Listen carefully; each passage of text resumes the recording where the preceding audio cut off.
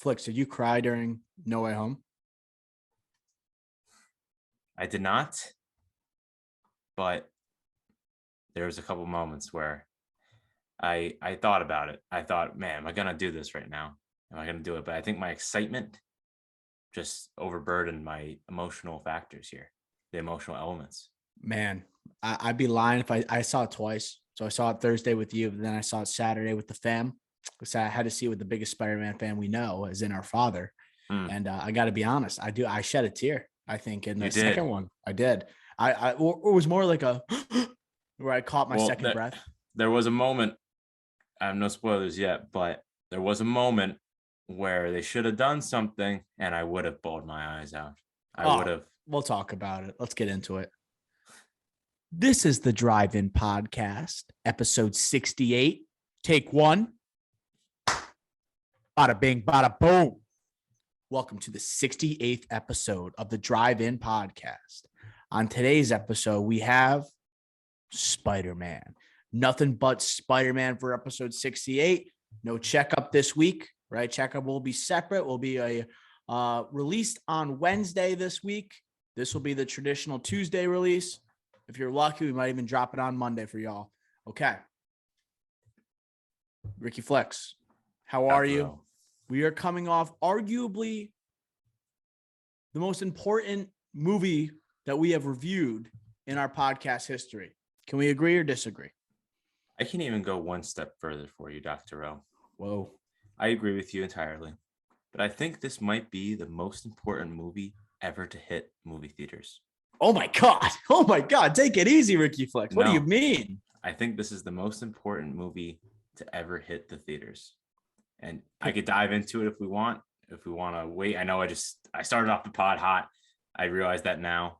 I mean, I think I know why, but I want you to explain why you think this is the most important movie potentially to ever hit movie theaters.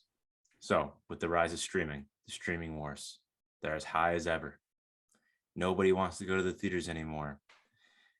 2020, 2021 has been not disastrous, but not great for the movie theaters. Oh, not great. There's been talks of Amazon buying AMC. Amazon obviously has Prime Video, and everybody has Amazon Prime. That's an option. Everybody has Netflix. Everybody has Disney Plus, this, that, whatever. Everything, the odds are against movie theaters. And what happens during a pandemic?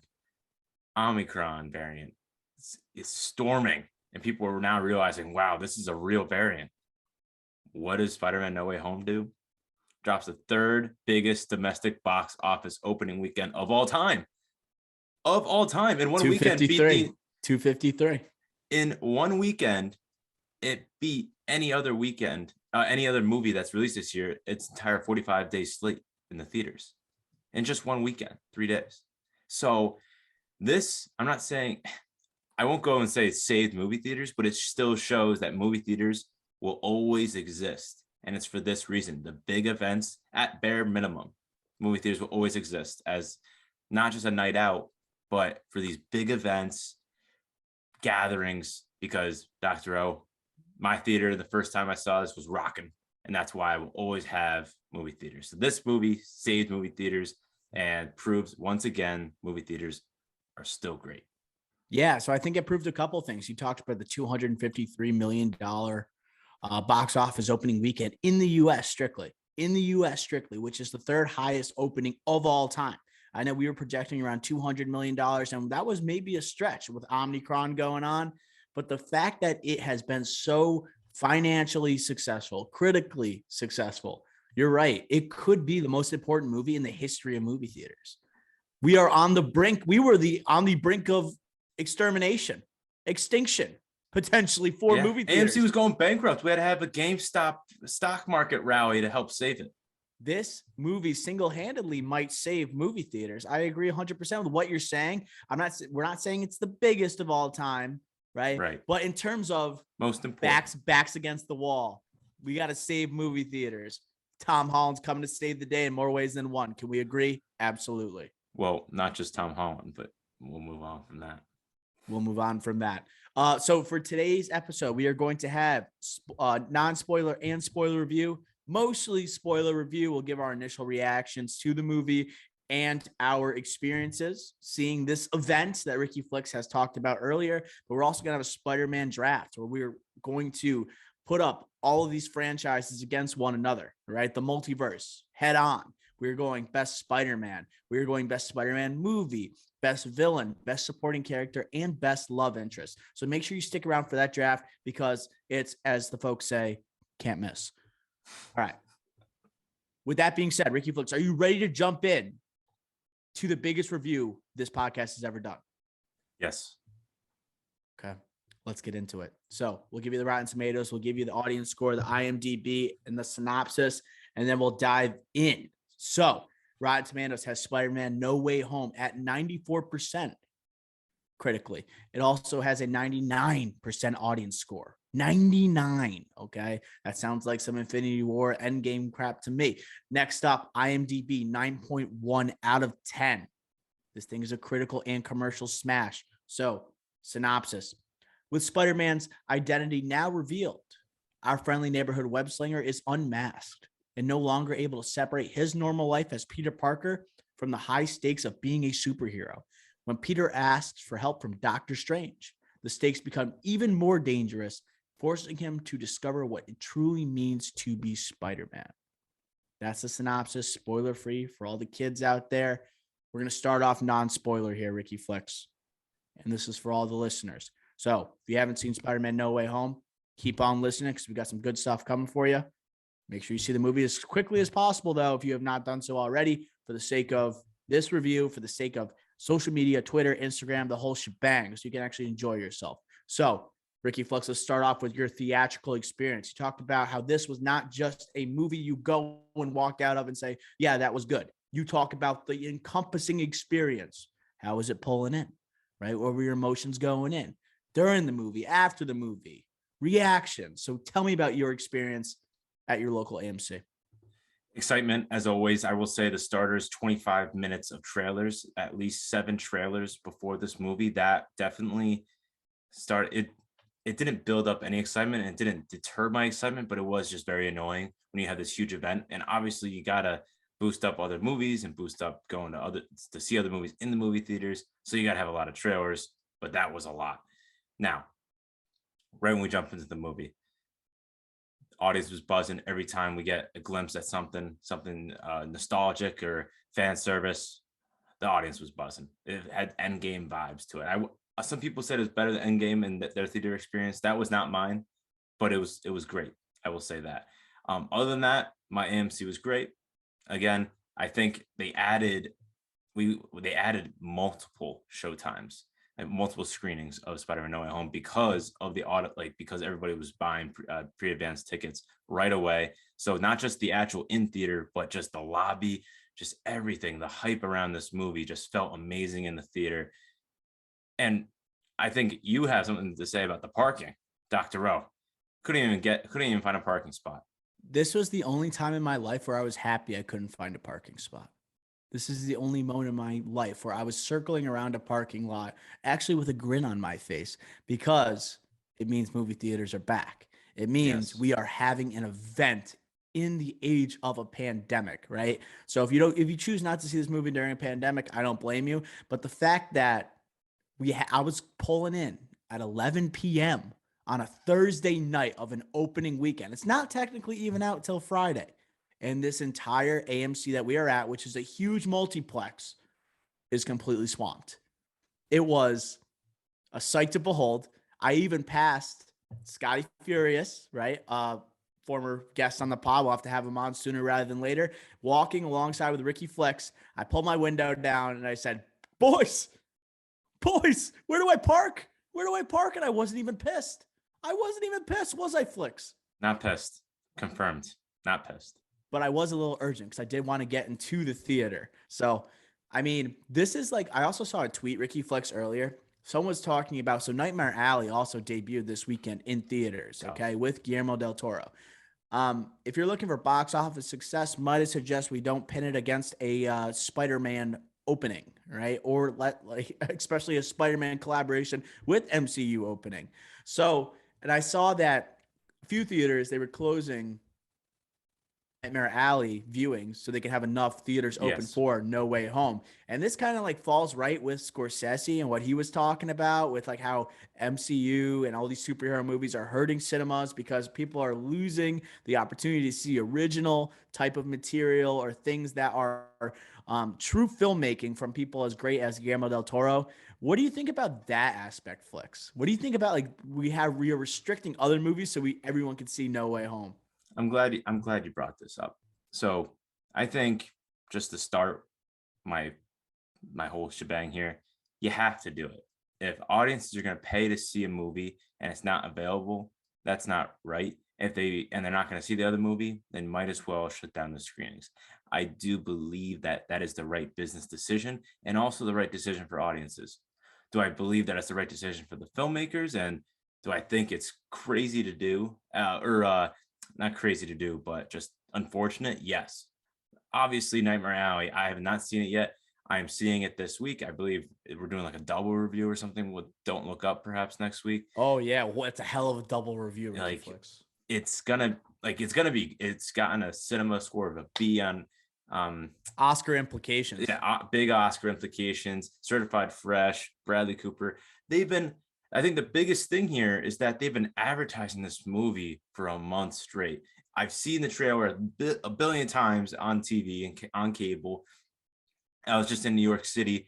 It's on the top of taxi cabs. It's on billboards on the highway. Like they are advertising this to the max, but it's just a waste of money because it's Spider-Man No Way Home. It's just a waste of money. Yep. They should have used that money elsewhere, as in Burning it. It's anything basically else. burn. It's like the Joker in the Dark Knight, just burning the money in front of the mob boss. It's like there's no point in having this money, like in spending that money.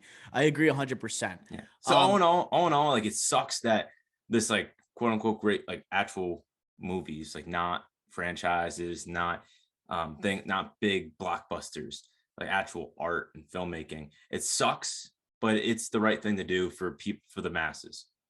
Right. I just wanted to get your take on that, Ricky, because I know we talk about it off recording and on recording all the time. Uh, but I think this was completely worth it. And I don't blame theaters for making this decision, The right? We most got to stay in important business here. release ever. Most important release in the history of movies, according to Ricky Flicks. Let's clip it. And going through the theater experience as well, theater's packed. Once again, it's 11:05 when we're watching this movie. The theater's buzzing. Late. We think that we know what to expect from this movie. And although we know what to expect, it's like the actions of these characters that also bring out these unexpected explosions from the audiences, right? And so I just got to say the theater, I could feel the tension during certain scenes. I could feel the excitement from certain scenes, and I could feel the emotional weight when very impactful situations happen where you have basically like sad moments happening in this movie where as I said before, I think I teared up during the second time I viewed this movie. And you would expect like for that reaction to happen the first time you see it, the initial watch, right? But I was just like, man, was this movie as good as I experienced the first time? And man, the second time it was nearly as good. I can't say it was the same, but it was nearly as good. I was like, when I walked out of the theater, which is what I'm going to ask you about next, I questioned, like naturally, we live in an age of social media and rankings. Like, where do I put this in Spider-Man movies? Like on this pantheon, where do I put it with MCU rankings in that pantheon, right? And I was like, I'm just too emotionally overwhelmed from this movie. Arguably more than any other superhero movie I've seen, save for maybe Infinity War.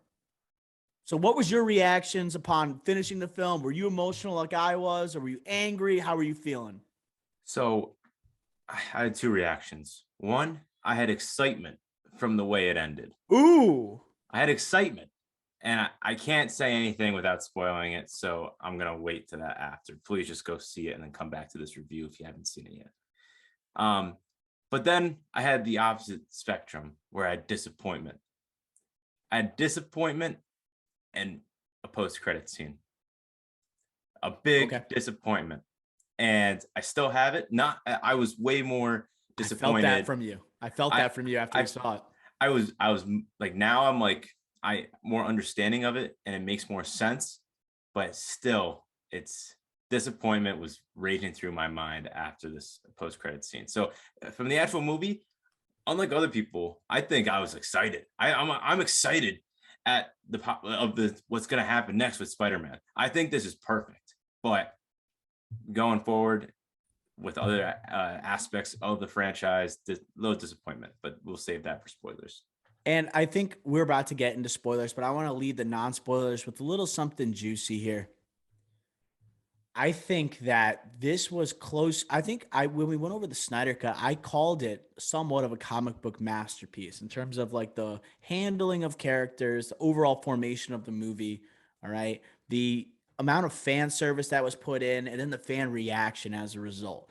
And I think this was pretty close to like that Infinity War Endgame type of level where it had a bar that it was set at, right? The expected appearances in this movie, all right? The villains that were appearing, okay? The ending of a potential trilogy, all right? Tom Holland like coming into his own as Spider-Man. And it was one of the few MCU movies that lived up to these expectations in terms of, I think, exceeded those expectations, in my opinion, at least. And we just had Eternals, where the bar was set to a level that was almost unattainable because of Chloe Zhao directing. We got this massive cast. This was the opposite. Well, not the opposite. You still had the bar set, but it went far past that bar instead of coming way below it, in my opinion. So I just want to give that to the audience and saying, if you haven't seen this movie, go see it right now. It will not disappoint. Whatever you think that bar is set at, it's going to go above it. Can we agree, Flex, or no? Yeah, I think John Watts did an incredible job balancing the screen times and implications from each of the characters in this movie. Sure, some people can question some of the villains' motives. That's not a spoiler or anything. And some of the actions that they take. But I think just with the actual flow with the movie and everything going on with so many different storylines and villains in this and characters just in general, not just villains, I thought I did a great job with it. And I honestly do believe that, yes, it was very similar to Infinity War Endgame type style of masterpiece, comic book Spectacle. balance, It's just yeah, so event, a huge event. It's just like it's interesting because like we have Infinity War and Endgame. It's a culmination of the MCU, but now we're bringing in villains from the Maguire trilogy, and then we have the Amazing Spider-Man with Andrew Garfield. So it's like we're not just living up to potential MCU connections, right, with Spider-Man, but also previous iterations. So it's like almost it's a similar audience, but slightly different. So it's like it's when we're eventually gonna ask the question: is this a what I call God tier MCU movie? Is it on that tier of Infinity War, Endgame, when you discuss box office, fan expectations? Do they deliver based on the scale of the film? And I think it's just below the God tier. It's just below. But we're going to get into it, especially when we talk about spoilers. Yeah. All right. So now this is your warning. Right now, Spider-Man No Way Home spoilers coming at you. If you haven't seen Spider-Man No Way Home, pause this podcast right now. Go see the movie, jump in your car, hit the play button, and we'll get into it. All right, Ricky Flex, you ready? Let's get into it. Spoilers have been set. We're diving. So, Ricky Flex, we have been teased for, I would say, over a year now with all these villains from different Spider-Man franchises. We have questions being asked of Andrew Garfield on his press tour for Tick, Tick, Boom, right? We see these images of Tobey Maguire looking buff, and we see images of him from paparazzi leaving the gym, all right? Him looking like he is camera ready of some sort. It turns out the rumors are true. We had the big three in Spider-Man No Way Home: Garfield, Maguire, Holland. Ricky Flicks, what was your reaction upon seeing the big three in this movie, and did Marvel and Sony execute it right? I think they did. The screen times, the actual introduction to the characters, I thought were great. I know it was kind of a weird time in the movie with Ned playing around with the spin, Doctor Strange spin portal thing. The execution was very well done, I think. And I think that like they played the Tobey Maguire being the older Spider-Man, the mentor, Andrew Garfield kind of like approaching that stage, but also like obviously Spider-Man 3. He's the Spider-Man 3. Like he it's very self-aware. The movie's very self-aware of that franchise and the inefficiencies of that franchise and inabilities to connect to the audience as well as the other two have. And yeah, it was just very self-aware and they did that well. But I think the main takeaway from this is that Andrew Garfield is just a class and a half above not just the other Spider-Man, but almost every other actor in this movie. Bold. Like almost every other actor. It is insane how good of an actor he is. And this movie, like in a comic book movie, it's like you have to compare, like, because he's been next to Adam Driver, Liam Neeson, and he's been in a Scorsese movie, he's been Oscar nominated, yada yada yada. But it's like you always know he's good. And like he's Tick Tick Boom, he was great in. But it's like you have to like put him against like other Spider-Men to realize like, yeah, he's just so much better at acting than other like normal people that we consider like our favorite movies to go see in theaters. Okay. So let me just go first in saying, let's talk about, because I want to get to Garfield because I loved Garfield in this movie. I thought he was exceptional in this movie. I want to just first go to my reaction. First off, we're going to go to nitpicks. We got Ned with the Doctor Strange type powers, opening portals, something I didn't necessarily like about this movie. I assume you did not, knowing how you are, Ricky Flex. But I need to say that moment was my favorite moment probably in the entire movie, where you had Garfield in the suit looking back and the audience. It's like that bitter iron. It's that irony where the audience knows exactly who that is. Once he makes that turn, you see him in the spider suit, that slender, tall build. And we're like, oh my God, the rumors are true. And even though you knew it was coming, you still were left in a gasp where your mouth was open. And you're like, I can't believe this is actually happening. And then when you have that moment after Garfield comes in and you got MJ throwing bread at him and stuff in a very humorous type of moment. And then you hear MJ say, try it again. See if we can bring Peter back here to yeah, you knew it was coming. And you're like, oh my God, here comes Tobey Maguire. Here comes Tobey Maguire. I was freaking out. I was like jumping in my seat. I was like all giddy and everything. The nostalgia factor they nail in this movie. They absolutely nail it. But you talk about Andrew Garfield, and I'm about to talk about like their combined performances here. There were more than just cameos in this movie. They were in half the movie, maybe a little bit more. This is not what people were saying, where it's like, oh, Doctor Strange, oh, they need help fighting the Sinister Six. Let's kind of portal in these other two Spider-Men at the end of the movie in the third act. No, they were in half the movie, putting on actual performances. And I think, talk about fan service, what makes a great superhero movie in the year 2021, taking what fans know and then over delivering. And they did in this regard. Absolutely. And then you have obviously a split division here. You got people on the Tobey Maguire side. You got people on the Andrew Garfield side. Then you got this new generation with Tom Holland, right? So this, I think, with the screen time was distributed properly with the two Spider-Men breaking into Tom Holland's film. And then I think most importantly, it gave them time to shine, references to their older selves, and also provided concluding arcs to their story. I thought the writing for these characters were awesome. Ricky Flex, what did you think about the handling of these characters? The Garfield writing was astounding. And it wasn't so just good. I would say the two best scenes in the movie, not just my favorites, but also the best scenes would be either the one you just mentioned, the introductions of the characters, particularly the Andrew Garfield one, or literally the completion of Andrew Garfield's arc with catching Zendaya / Mary Jane. Oh, sorry, Michelle Jones at MJ. Those two scenes, in my opinion, were the best two scenes in the movie. And that was without Tom Holland or Tobey Maguire at the beginning. So, wow, they did such a good job. I was shocked. And then they did a good job of Tobey Maguire and Andrew Garfield kind of bantering or trying to mentor or like relate to Tom Holland Spider-Man, saying like, oh, like my Aunt May died, or like, oh, Gwen Stacy, my MJ died. And that whole scene, that was very well best executed. Friend with Ned, with right. Funny, good humor. What happened to your best friend? He died in my arms. I fought him and he died in my arms. Oh, man. And then Ned makes a speech to Tom Holland later saying, I won't turn against you and I won't die in your arms. But Yeah. we're like, hey, we don't know. Let's see what happens in the next trilogy. Yes. What's MIT going to do to Ned? see if it changes him, right? And see if it changes him. I want to talk about as we said before, as I mentioned before, the finishing of these stories. Marvel, it's like you knew just having him in this movie, they're meeting fans at that bar I'm talking about, that threshold where it's like, yes, that's enough.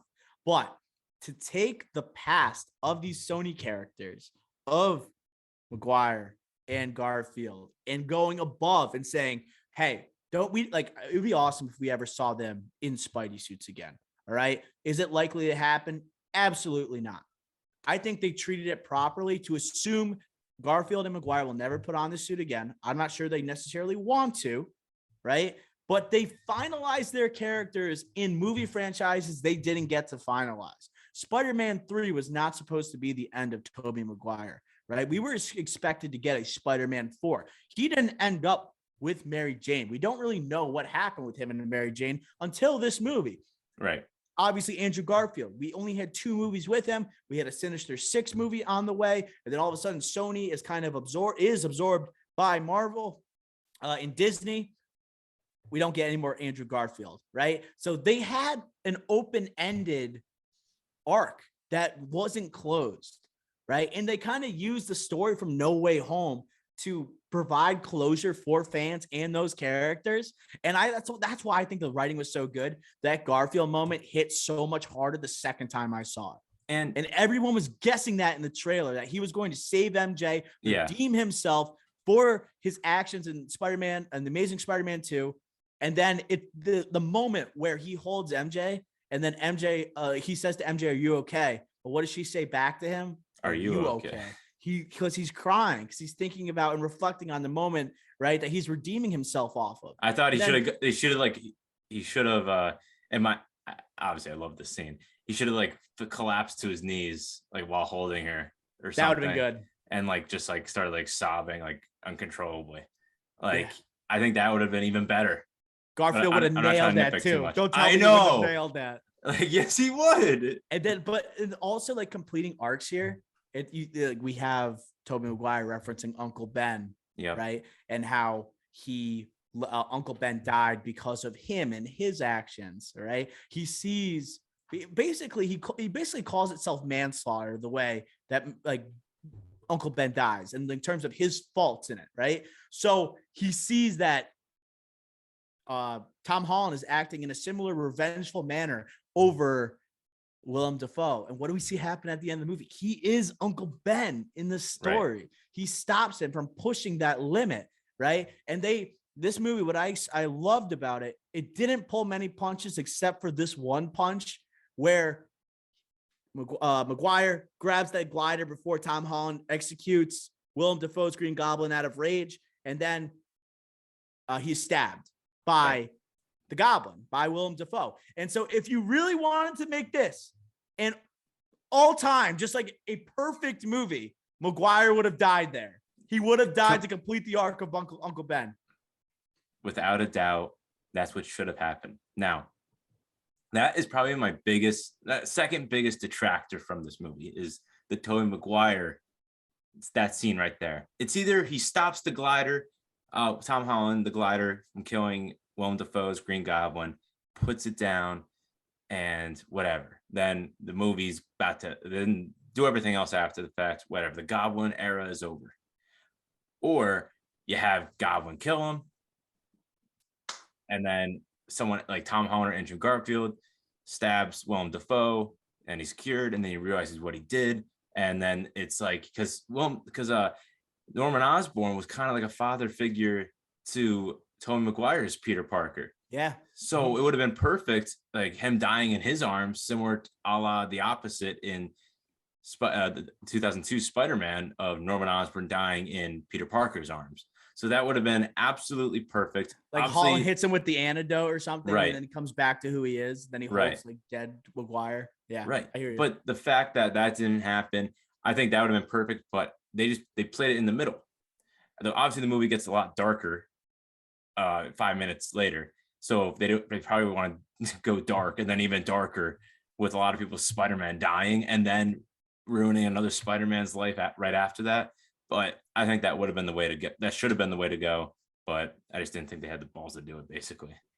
Yeah, but yeah, I agree. They couldn't do it. It was already so emotional. We're gonna get to some of the other decisions made by director John Watts and the writers here. But before we move on from like the writing of these supporting characters that are these Spider-Men, I need to talk about Andrew Garfield and the self-awareness they give his character throughout this movie, where it's like, hey, like we know the OG Spider-Man fans, we love Maguire. Like we will, it's almost to the point where we will never call Holland, no matter what he achieves. We're like, okay, Maguire's our Spider-Man. We can never say that Tom Holland will ever surpass him because of what Tobey Maguire meant to us.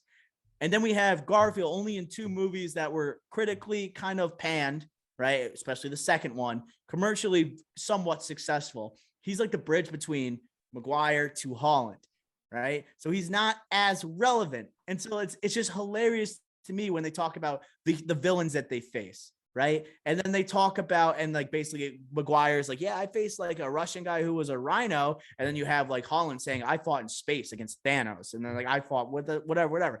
The Green Goblin, who you're fighting right now. Like, Maguire's like, that was my first villain. Like, oh my God, this is impressive. And then even when they go, like, they're trying to communicate with one another. Who's Spider-Man 1? Tom Holland. Who's Spider-Man 2? Maguire. Who's Spider-Man 3? Spider-Man 3, that is Garfield. So it seems like he knows his place here, and so do the writers. And I think that helped like the comedic elements of Garfield in this movie. And I mean, there are so many people clamoring for an Amazing Spider-Man 3 now. I don't think it's going to happen, but it's just amazing. His performance was that good in this movie, though. And I thought the writing was that good. Yeah, like that would be hilarious if like the Amazing Spider-Man, like Andrew Garfield comes back and plays like a Sonyverse Spider-Man, so it's like completely separate, and then he goes against Tom Hardy's Venom because obviously the post people are talking about that, similar ages, right? So maybe they do that, and then he goes against, I don't know, Jared Leto, whatever. But just to kind of wrap up, we were just saying about the Andrew Garfield and the lineage of Spider-Man. Obviously, Tobey Maguire, iconic, kind of like the Christopher Reeves Superman. Direct connection. Basically, exactly. Like he will always be Superman. Like Tobey Maguire will always be Spider-Man. To like at least for me personally, and Garfield, whoever, it doesn't matter if it was Andrew Garfield, Leo, whoever came after Tobey Maguire. It was just you were never going to surpass it. No matter how good you were, no matter how bad you were just were never going to be better than Tobey Maguire. Tom Holland, on the other hand, there's so much time has passed. Like between 2002 and the first Spider-Man was that 2016, 2015, whatever, and Homecoming, Tom Holland's first Spider-Man. So there's plenty of time. There's been a Spider-Man before, so your expectations are already lower for the next Spider-Man. And then when you generally surpass that movie, The Amazing Spider-Man 2, and Tom Holland does a good performance in Homecoming, it's like, all right, maybe this guy's better than Tobey Maguire. And it's because your expectations are different. So Tobey's still my guy, always will be. And we're gonna ask later. You don't have to answer right now. We're gonna go over who's the quintessential Spider-Man. I'm just saying, like, you gotta remember, like, expectations. Like, if all 3 solo movies came out at the same time, who would be the best Spider-Man? That's what you should be thinking. Right. And then like they all like brought something to the movie, and I felt like something to the character of Spider-Man, not the movie, excuse me. But Garfield, what this movie proved to me is that if Garfield had the writers of Maguire's initial trilogy, or if Maguire had the writers of the MCU writing and like creating this environment for him to be Spider-Man, I think he would have nailed it. I think he would have been a spectacular Spider-Man. The dark, brooding type, the angsty type, I don't really think fit the mold of Peter Parker.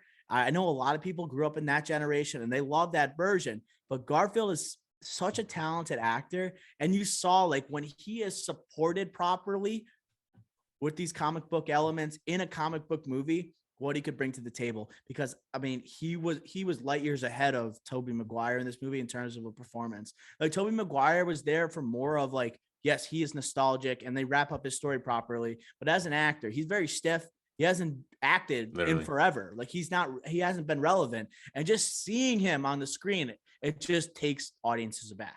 And they're just like astounded that they're getting to see this But when it comes to Garfield and what his like reactions to Ned and MJ and his reactions with the other Spider-Man, he's hilarious. He is so funny.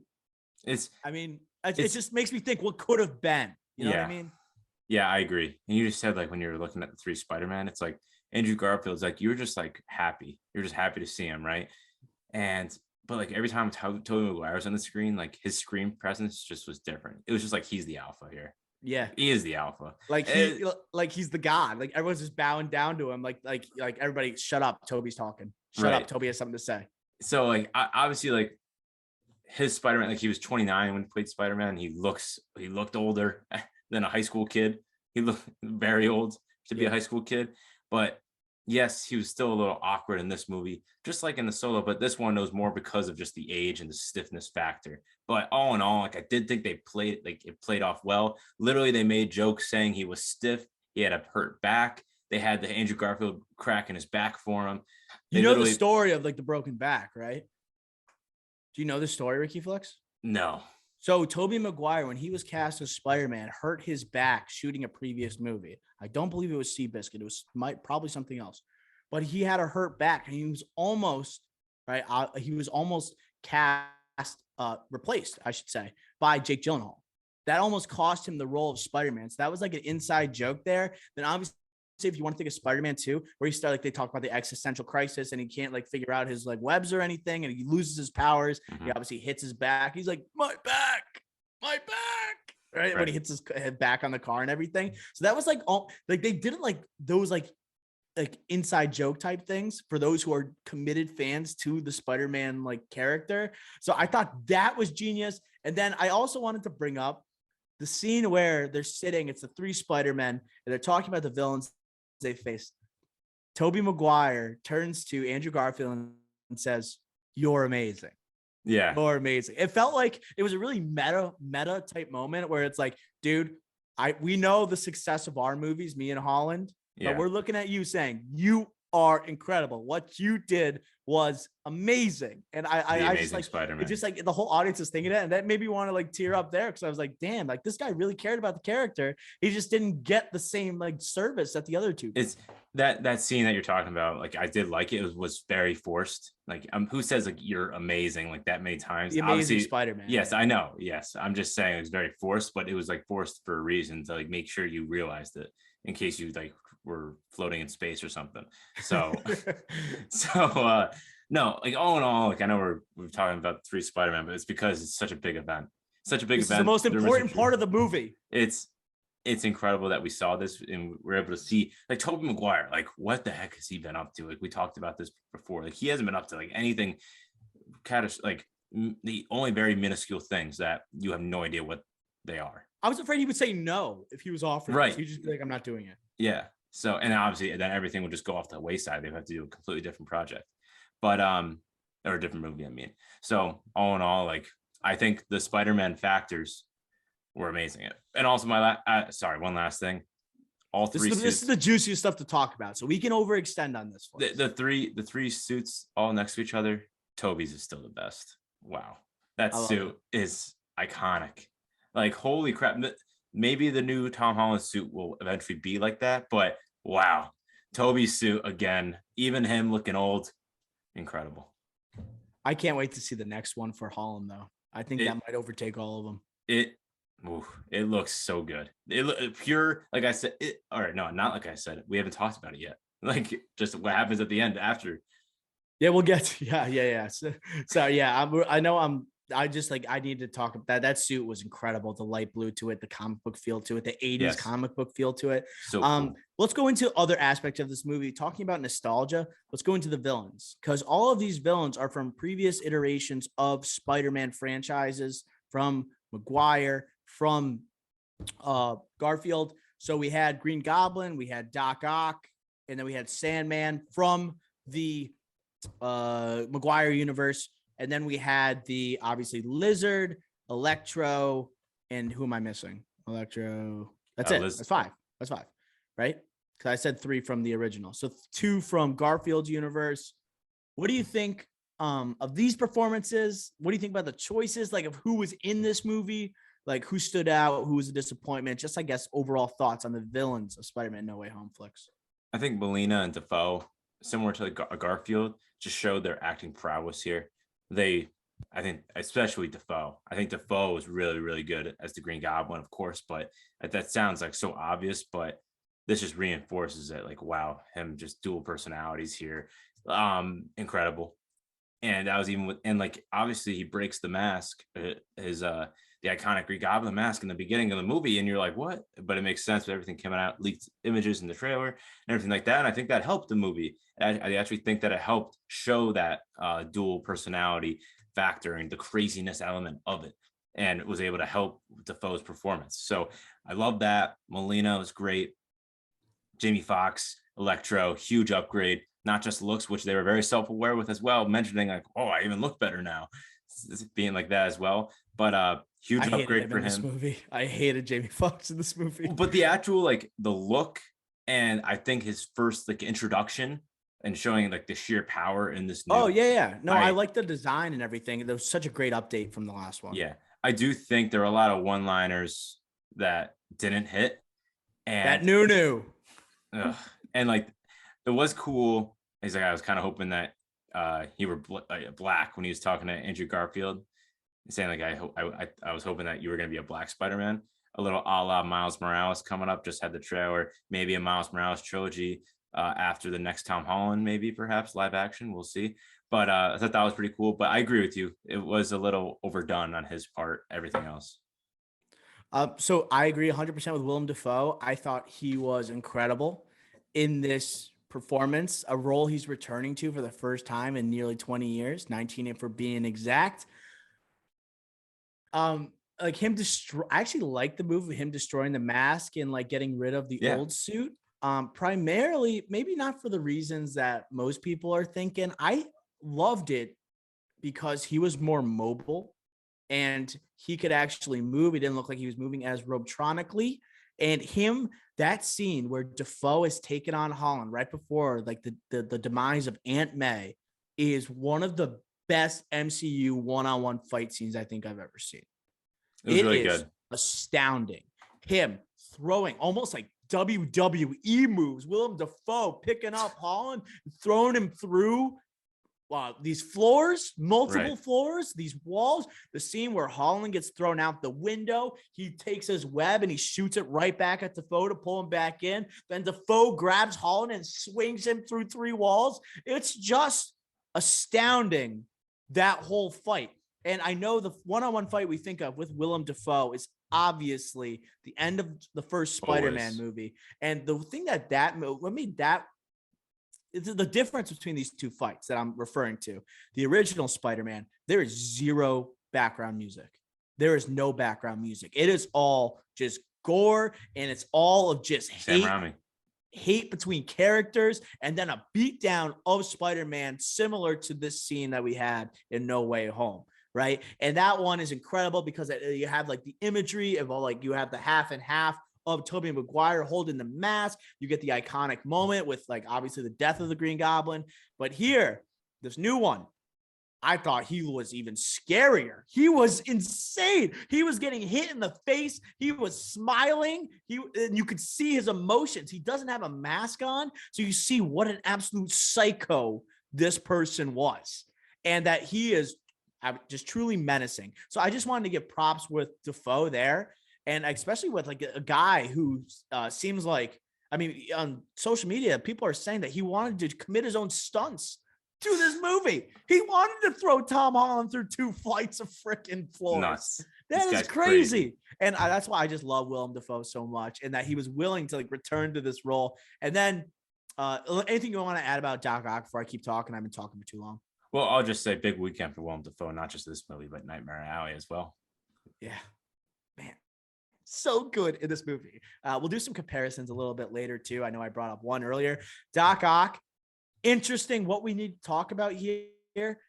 He did not behave in the same form as these other villains. Doc Ock was more of an ally to Tom Holland and the rest of the Spider-Man in this movie. What did you think of that decision, Flicks? Did it work for you? Were you looking for a more menacing side? What do you think of Alfred Molina?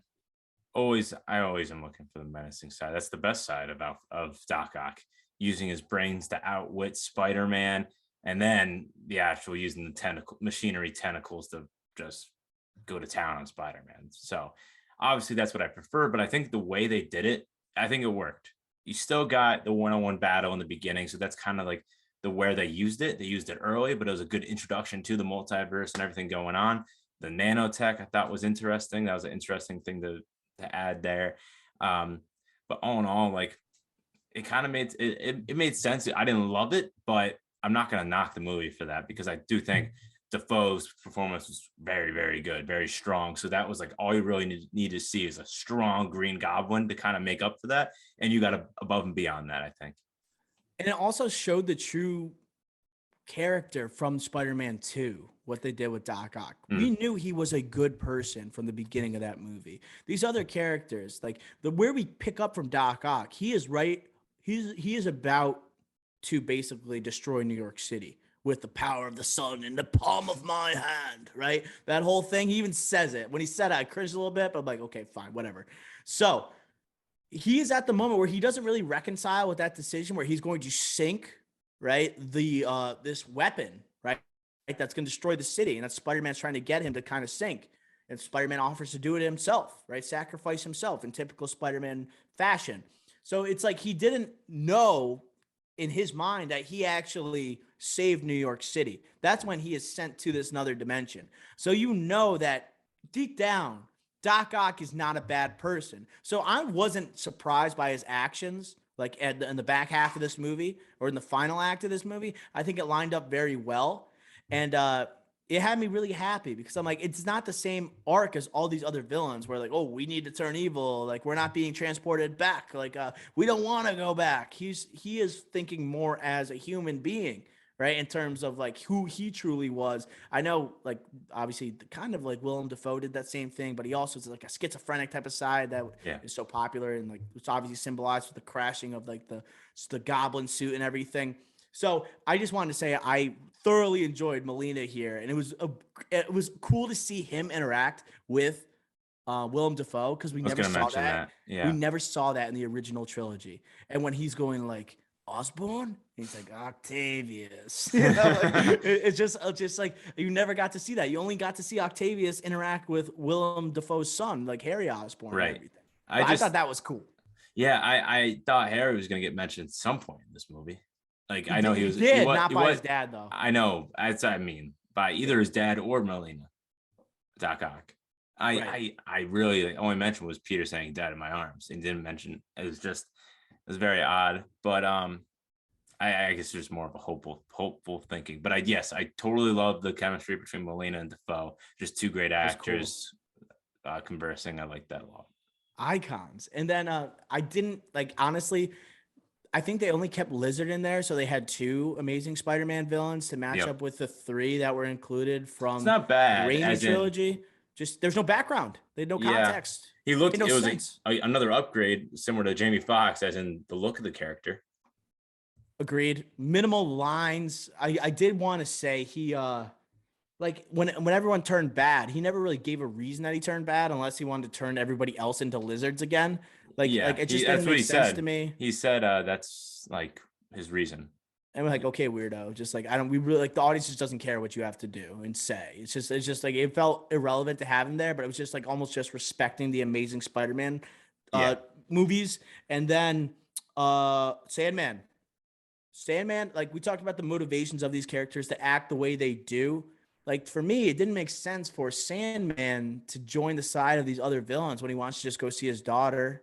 I guess Peter is trying to save these villains, right? And make sure they can transport back to their respective universes. Mhm. So wouldn't he just want to go back and just take Peter Parker's side? I just didn't understand that aspect. No, so he did. So the entire time, so right when he First part, got, yeah. yeah, he wanted to just go to see his daughter, and then he turned when he said like, oh, like we're trying to cure everybody. He goes, no, I want to go home now. Oh, He's like, okay. I want to go home right now. And then finally, like when everything was falling apart, he's like, all right, I'm finding this box. I'm getting this box myself, and I'm He doing bailed. it, and bailed. Yeah.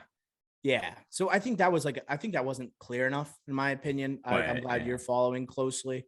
I but just I but will say, like, I think also he looked better in this movie as well, and I think it was a good introduction for to have him kind of help Tom Holland's Spider-Man defeat Jamie Foxx and get him captive, right, quarantine or whatever you want to call it, in that jail mhm. cell type I like thing. that in the first scene. I did like that. But other than that, kind of just there the rest of the time. That was like obviously like his core moment. It was neat just to have the Tobey Maguire talk to him for 5 seconds, say, "How's it going? What's up? How's everything going?" But besides that, not really much. And yeah, similar to Lizard Kurt Connors, but to a lesser degree, as in the screen time and the presence around it.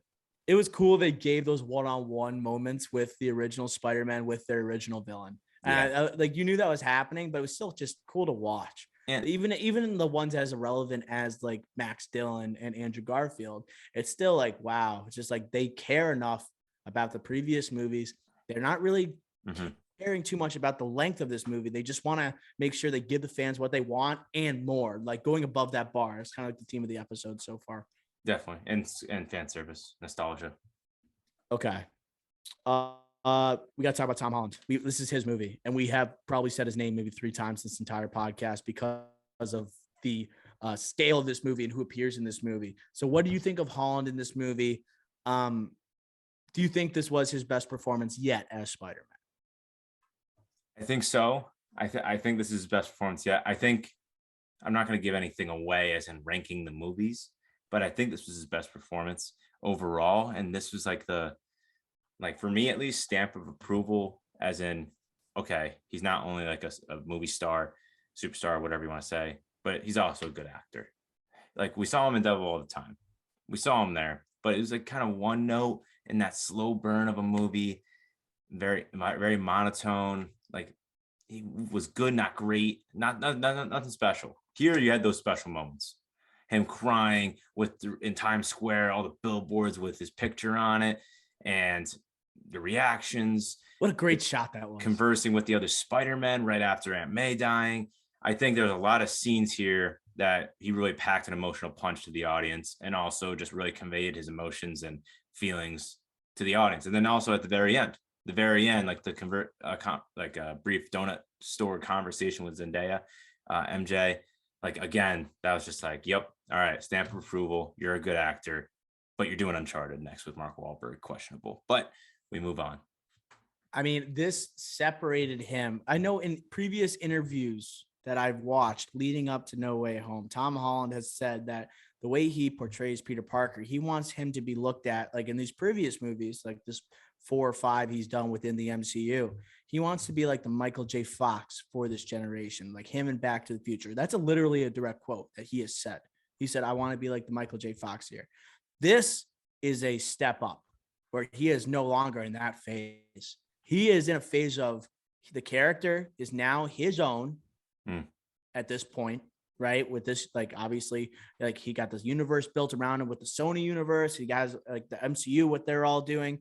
And he finally has his moment as Spider-Man because he didn't get that in previous films.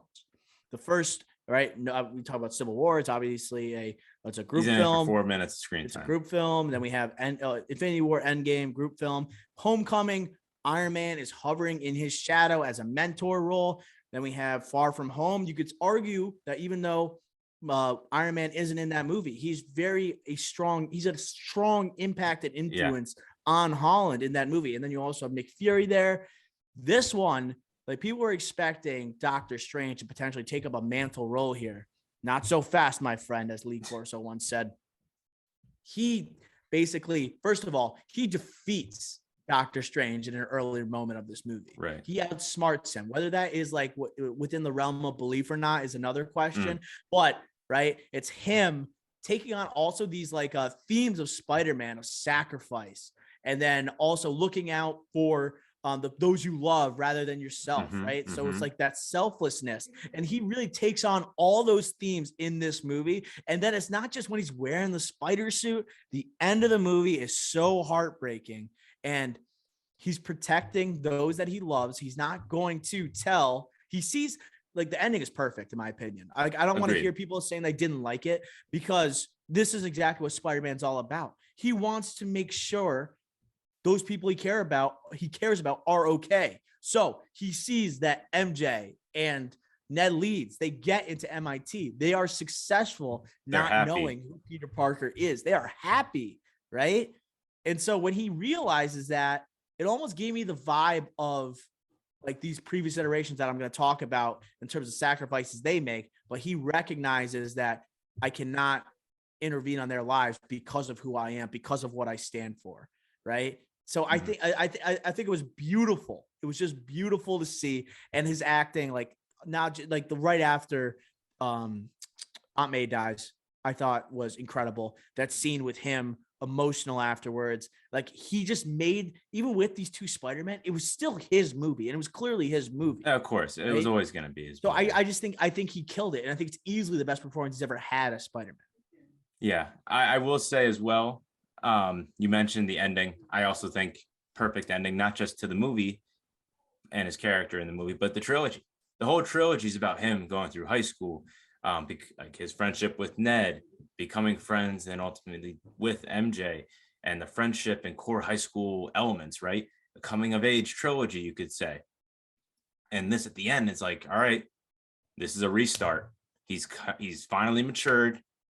He's finally like in the beginning of the movie, he's like, I don't want anyone to know that I'm Spider-Man besides MJ, besides Ned, besides Aunt May. But now, like, nobody does. He had to like mature and say, all right, I will make the sacrifice, boom, then go back to core Spider-Man, nobody knowing, like basically nobody knowing that like the Mysterio thing either. And just he's gonna have to start from the ground up again. He's got the GED books. He's gonna have to do high school on his own. He's gonna have to go to college on his own. Make that like basically just be himself with his friends again, not rely on Spider-Man, yada, yada, yada. He has the suit. It's basically a full reset, but he's now like an actual, like mature Peter Parker and Spider-Man. And you have the original suit to go along with it. I love it. This next trilogy has so many opportunities they can go now. And I think that it was so smart. I'm just surprised that when Kevin Feige came out yesterday or today and said like, oh, we're going to start working on Spider-Man 4, the next trilogy right away. You haven't thought about that already? Like I thought like they would be like, oh, like we probably have a couple things already planned out. But oh no, like I'm not that surprised that he said that either, because like I said, it's a complete reset and you have so many opportunities, so many areas that you could jump and make leaps to make this character, this next trilogy, even better. The full quote from Feige, he said he wanted to just put it out there that Spider-Man 4 is in active development because he doesn't want people questioning, is Sony going to collaborate again with Marvel in terms of making the next Spider-Man film? He just wanted to make sure they know the next movie will be set within the MCU. I mean, I talking about, I thought he just had his moments. He had his Spider-Man moments in this movie. So it's like when we talk about Tobey Maguire facing the death of Uncle Ben at the beginning of the first Spider-Man, we have that moment almost parallel with Aunt May playing that role in No Way Home, where Tom Holland faces that Green Goblin has killed, right? The person that he loves most, the one who looks after him, right? It's Aunt May. So, and then you also have those moments in terms of, it made me think of, like when he's in like the diner where MJ works and he sees Ned and they don't know who he is. It reminded me a lot of those moments like with Maguire facing Gwen Stacy after the death of Captain Stacy in the Amazing Spider-Man, where he recognizes that I have to commit to who I am. I can't endanger those around me and I can't risk their overall well-being. And then it's also that moment at the end of the first Spider-Man where Tobey Maguire is talking with Kirsten Dunst as Mary Jane, and where he's like, I can't say I love you. I can't, like, it takes a lot of pain for myself. The selflessness that Tom Holland displays in this movie is what's made Tobey Maguire and Andrew Garfield such great Spider-Men, and one that embodied the exact character in the comic books. So I just, in that respect, I think he was spectacular. He was really spectacular. I just to jump in real quick. Yeah. You mentioned the end of Spider-Man, Tobey Maguire 2002 one, like after the funeral.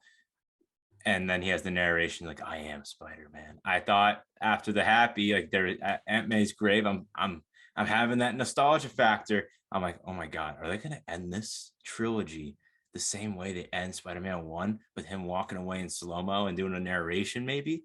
I was literally Mhm. thinking that. And Oh it, my God. and I honestly thought they were about to do it. Obviously, they did not, and I like that they didn't. Based on what happened next, I think it was better than what that would have been. But the thought entered my mind. And speaking of like these impactful moments, the death of Aunt May, Marissa Tomei. Did you like that move in this movie, Ricky Flex? I know it seemed like you almost when we talked about it afterwards, you're walking out of the theater. You kind of gave me the look like, yeah, of course she died, like almost It's right. just a part of the character's arc in general. Uh Like huh. she was gonna die at some point. Right when she said, "With great power comes great Yeah, responsibility," you knew it was game yeah, over. yeah. Right when she said that, I'm like, oh, she's a goner for sure, confirmed. Like you can't just lay down one of the most, if not the most iconic line in movies, and then just keep living. No, you're done. I think she had to go too because this actually like the previous two films, like she never had that much of an impact and influence on this franchise. And you finally give her a moment where she can have the spotlight and you can give her a moment where Hmm. you like a defining moment of the career of Spider-Man that he needed from someone that like we have him obviously with Iron Man, but Peter's the one dying in that crucial moment, right? Where it's like Infinity War. Obviously, Endgame they have the short Yeah, moment together, but that's more about like Gwyneth Paltrow like the facing the death of her husband. Like it's like a totally yeah, different yeah. It's scenario. different. It's not for Spider-Man. That's an Avenger movie. Like this is a moment that's it's all about Spider-Man, his loved ones that surrounding him, those who care about him. And it was a defining moment for Marissa Tomei, who feels like she was just a pretty face that played Aunt May through 2.5 movies. And I just to add on to that is like in the first two movies, like there were some scenes like when she was at the charitable foundation events and things like that. And then this one, obviously, like the homeless shelter. And then she's like the driving force, the movement behind, oh, let's try to cure and save these villains rather than just send them back to die. Right. She was like the driving force for Tom Holland's Spider-Man decision. So it just makes sense, like for her to kind of like die, saying like with great power comes great responsibility, and then Tom Holland saying we got to send him back, but then that goes against what everything I stood for, basically. Right. Similar to where Spider-Man 1, like Uncle Ben, where it's like Tobey Maguire's Spider-Man is just messing around with his powers, trying to make money to buy a car at these like boxing WWE type of wrestling events. But then he dies. He's like, oh, I got to use my powers for more than this. Similar type of thing. So it just made sense for her to die. Sad, yes. But I think, again, complete reset. Complete reset. Let's move this character forward and make it even better Spider-Man in the next trilogy, which I think I, is completely possible now. and I agree with what you said in terms of like it helped the writing of this movie. It really did help the writing. So it's like because the one thing I questioned throughout this movie, like it felt awkward. It felt weird the entire time. Where it's like we have Peter Parker. Like you could say this is maybe not great writing, but it helps the writing. Where you have Peter Parker basically saying, "I'm going to send back. I want to save the life of Green Goblin. I want to save the life of Doctor Octopus, Lizard, like all these terrible people. Not necessarily Doctor Octopus. It goes against what I said earlier, Mhm. but he wants to save the lives of these villains, these evil like personas. And even though he doesn't know them, like he wants to save them, yada, yada, yada. It just rubbed me the wrong way. But with having Aunt May say that like he needs to send these people back, they need to stay alive or whatever, that helps the fact that in like in terms of the audience, like, oh, Aunt May said to do this, she just died. Peter has to do this now. And then also with her dying, it avoids the entire. This is almost like used as like a crutch. Like they avoid the entire scenario where the whole world forgets who Peter Parker is. You avoid that fact where Aunt May doesn't have to forget who Peter Parker is. You know what I mean by that? So I was always confused. Like, I don't know how this whole thing's gonna work. It's like almost like I don't even know what it's gonna be. It's like Back to the Future, like figuring out different rules of time travel and things like that. Yeah, So similar to the blip, like similar following it's the rules of the blip, it's going to be the this rules is of gonna be Peter way more Parker. confusing. This is gonna be way more Like confusing in my like opinion. Michael Keaton's Vulture doesn't Yeah. know who Peter Parker is anymore. Right. Good point, Ricky Flicks. And that's a good connection when we have Morbius coming up. Like, are they going to be Nick interconnected Fury. with the MCU? Nick Fury. Good, Ricky. They're gonna have to Ricky. reintroduce these all these elements, or he just stays friendly neighborhood Spider-Man, not an Avenger ever again. Boom. Oh man. Speaking of Nick Fury and other members of the MCU, there's one thing we need to talk about and something I almost forgot to write a question about. An important cameo that didn't have a lot of relevance towards the movie, to be honest. But this is a classic MCU teaser to the future of the MCU. And that is one Matt Murdock, played by Charlie Cox in the beginning of the movie as Peter Parker's attorney. What do you think about his appearance in the MCU? Okay, I have a couple notes on this. One, only one scene, cameo, pure cameo. Fine with it. I'm completely fine with it. Whatever. Also, we need to find a lawyer. You knew it was like coming, but like, Easy. how in the heck are you finding him as your lawyer in Hell's Kitchen when you're in Queens? Like, what are we doing here? Like, it makes no sense. But you know what? We got to bring in Matt Murdock anyways, especially with the release of Hawkeye with a special appearance and at the end of Hawkeye last He Wednesday. might be in this next episode. Yeah. So this is like key, like Marvel being Marvel, dropping at the right time. Big. Finally, what the heck? They made the brick. What was that? I'm a good lawyer. What the frick is that? Terrible line. Terrible line. writing. That was so cringe.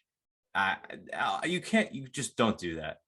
That was. I wanted more of a tip that he was a superhero. Like, give me a little bit more. It was just like they just wanted the facial recognition, right? Yeah. You got the good reflexes, Mhm. but I want something where it's like it's almost teasing a future team up with them. Because I could see that happening. Like we talked about this previously on other episodes. There are so many examples in the comic books and on TV shows where not even like Daredevil will not steal a whole episode or a comic book from Spider-Man, but he'll check in with Spider-Man. He'll ask for intel from Daredevil and be like, hey, I need help with something. And then they'll discuss. Like, I wanted a little bit more juice, right, in terms of like what they were bringing with Daredevil. I know it'd be hard to like put him in a suit in any fashion because then you're like, oh my God, he's got to kick some butt alongside these other three Spider-Men, everything like that. But it was exciting to see, and I'm glad that it's like finally confirmed all these rumors and stills and these leaks that have been coming out, and I'm glad they're sticking with this guy. What I don't like is that he apparently is going to have a featured role in Echo, this series coming off as a spin-off. It diminishes Daredevil. Hawkeye. Like, why the hell? It should be Echo making a cameo for Daredevil. Like he's a boss. He's a boss. I don't want to. He carried a Netflix show for 3 seasons. Yes. And so like, I don't know if they like don't want to confuse the tones of like the two shows, because obviously it's a little darker on the Netflix series, and they want to make him just have as a supporting role in this Echo series. Maybe he gets a movie afterwards. I don't think they should make a show of Daredevil because it's just going to be constantly compared. They already did it. Netflix. They already did constantly compared. So it's just like you can't like, okay, season 4 of Daredevil or season 1 of Daredevil. Too confusing. Okay. So in that situation, I don't want him just to be a sidekick of this Echo person, right? Of one introducing Hawkeye. I want him next to Spider-Man potentially in another film, or getting his own solo movie in some capacity, maybe taking on the Kingpin. And also he forgets Peter Parker too. So it's going to be a reintroduction of that as well. Oh my God, I forgot. Terrible. This is gonna annoy me. It just makes no sense too, because like now it's like, all right, well, the world was talking about Peter Parker for like a week straight or whatever, and everyone knows what he did in Infinity War and Endgame or whatever. So it's like everyone knows. So the Spider-Man still. Yeah. So like, if we're gonna get real, like meta woke or meta, be like, oh, like Endgame, like we could never have survived the blip if it wasn't for Spider-Man, technically, because he had to be there. Stuff like that, and like you would have to recognize that. If you recognize the blip, then you recognize Peter Parker. Yada yada yada. Like, I don't know how this is all gonna work. It's again, like you mentioned, the blip problem in the MCU. Now it's the Peter Parker in the MCU. It's a lot of fishing for things. It doesn't detract from my rating of this movie at all. I just think that moving forward, as hey, like it's gonna be tough. There's already been Disney Plus shows.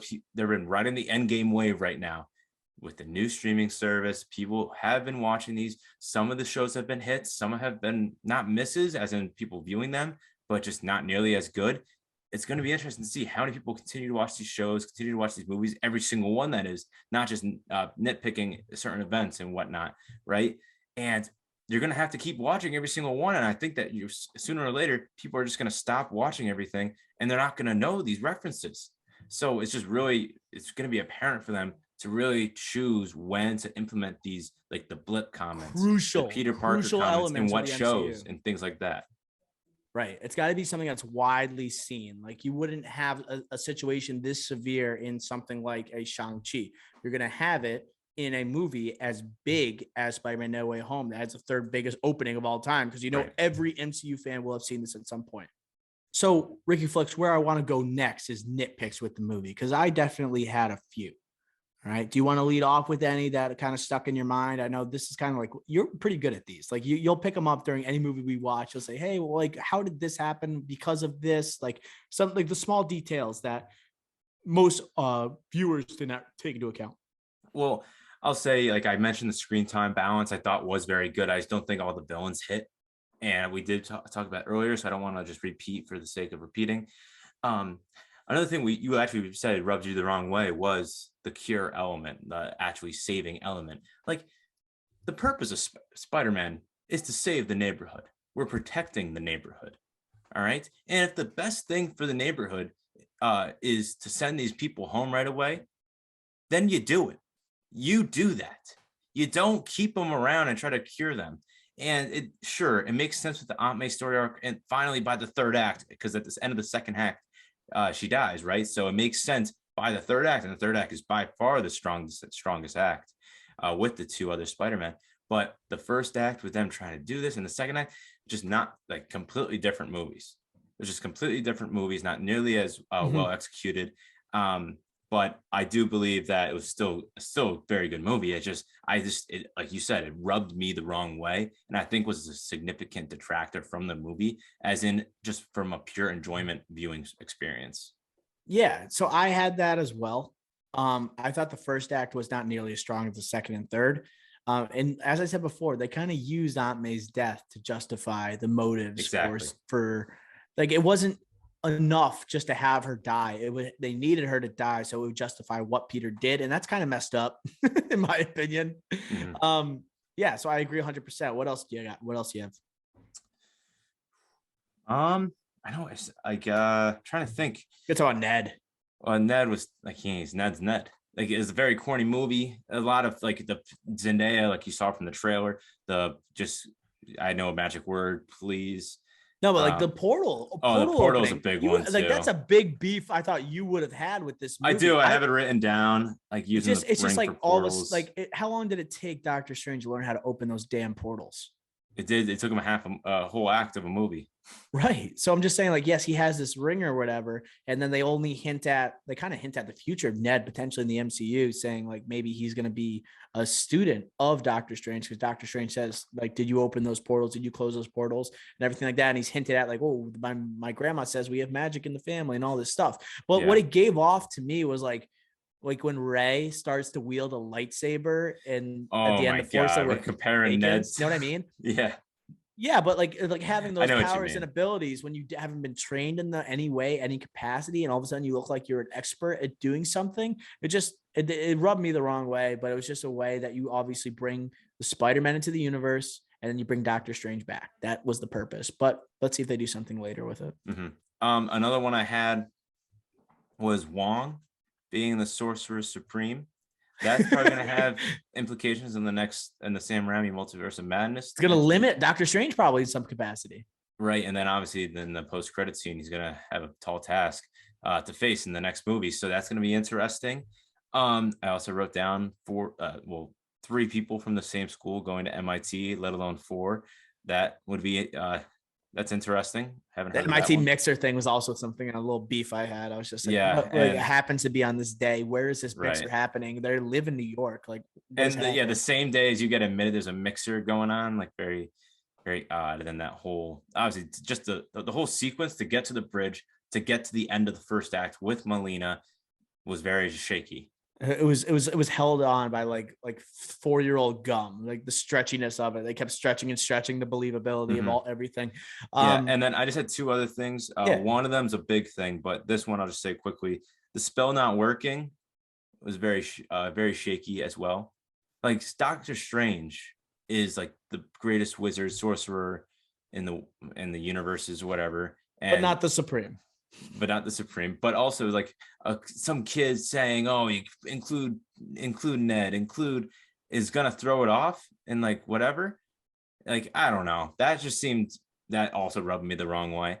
This is Doctor Strange. We've seen him do incredible things. I don't know. And he was gone in the movie for 12 hours. Like, you couldn't get out of that for 12 hours. Like, I don't know as that as well. But then my big That detractor, I had that as well. and then my biggest detractor in this movie is also the thing I liked most about this movie: the nostalgia. This was fan service nostalgia movie. But the best act was because of the nostalgia and the fan service. And I think that's a big problem. I think that if you take away the two Spider-Men in this movie, or you just take away all the old villains and you put in a new villain or something like that, I know it'd be a completely different movie. I'm just saying, like, I think it didn't save the movie, but just the fan service and just your pure, like, oh my God, I love Tobey Maguire's movies. Or like, oh wow, Andrew Garfield, so good to see him back in the suit and completing his arc. Like, I just think that it kind of relied on fan service and nostalgia. And I didn't like that as like critically from a critical perspective. From a fan's perspective, I freaking loved it. But I think that actually was a detractor of the movie.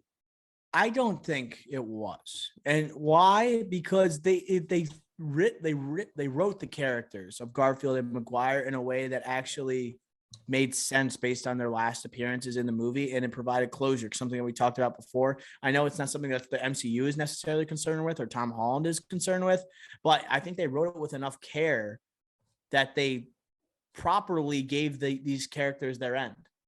So it's just like I was perfectly fine with it. I understand if people like would think they completely leaned on it, but it was also providing closure for characters that never got that closure, and it ended up helping progress Tom Holland's character, right? And like based on what they've learned, right? Though now Tom Holland will learn, right? Based on their mistakes, and like now Tom Holland's going through the same thing as his own Peter Parker. So I didn't mind that as much, but I hear what you're saying. I have a couple other things, but I just went on a huge rant. So what about you? So that's basically it. I had Ned. I talked about the motivations of both Tom Holland to actually send these people back, and the motivations of these villains earlier in the episode where they don't want to go back and everything like that, obviously because they're going to die. But like, I just thought that was the major issue I had with it. And then Ned opening these portals without having any experience. That was the big thing. Yeah. And a couple other things. Humor, I think, just felt forced and not genuine a lot. Like, not I thought Spider-Man. that was like that Far From Home. That was a lot worse than this movie, in my opinion. I agree, but I think it's because there's other students and teachers involved, even though they were involved, but barely. But I just felt more forced in this movie, particularly with Ned and Zendaya. But whatever, I think that's not a huge detractor. Another thing is the Loki element. We still haven't like acknowledged Loki, like what happened in the Disney Plus series. I don't think it's a detractor from this movie. I'm just interested. The purple cracks coming, right? And like you saw like some of the like characters in that like crack coming through. Like I thought I saw a Rhino, and it was also Rhino was acknowledged in this movie. Wow. But I just think that that's interesting because we still haven't acknowledged Loki. Are we waiting until Ant-Man Quantumania, or is it going to be Doctor Strange Multiverse of Madness? They're going to acknowledge Loki. I don't know when. I'm just interested to see when. We keep talking about the multiverse, but when exactly will we be getting a reference to the Disney Plus show? Because that will be huge, relating like series to movies in the MCU. And we teased like we're gonna have a discussion on the post credits. I think it's safe to assume, not safe, but I think it's very likely that we see Loki in Doctor Strange too. Okay. Like he will. I think he'll have an appearance. I think that would be the moment to do it. Speaking of the post credits, we have Doctor Strange 2 trailer that came out like at the very end. It wasn't just a stinger. It was like a 2-minute trailer that we got for Doctor Strange 2. And we also initially mid credit we had Tom Hardy following the events at the end of Venom Let There Be Carnage. Venom Let There Be Carnage. They see him and Venom. I'm saying they are on vacation at a Caribbean location, and they see a news clip of J. Jonah Jameson revealing that Peter Parker is Spider-Man. And that causes them to obviously, Venom's like, oh, we have to go see Spider-Man, whatever, things like this, yada, yada, yada. And then at the end of the movie, Doctor Strange obviously casts a spell, so no one remembers who Peter Parker is. Therefore, this whole event with J. Jonah Jameson never happens. And then it appears Tom Hardy is sent back to his former universe, right, in the Sonyverse. Except there is a blip of symbiote that is left on the Caribbean that is kind of setting up a black suit Spider-Man in the future for Tom Holland. So Ricky Flex, what do you think about that first post mid-credit scene, I should say? Mhm. I think that also goes to effect where, like we were with Scotty Furious, he didn't see Venom 2. So like he didn't it goes back Tough. to what I was saying before. It's like you can't just keep acknowledging these things and expecting other people to like know the audience to know what you're talking about, because there's so many movies to see and Good there's point. so many shows to see. So they got to start like making it more concise, making it more detailed and oriented around a certain franchise, not just the universe, because And it's it's a post credit really for an MCU movie. It's a mid credit scene for an MCU movie that has a Sony movie implication. So it's like there's a good chance like a lot of people haven't seen that. So right, yeah, I and agree just from 100%. box office numbers as well. Um, but and also the sequel to Venom. So and not everyone loved Venom.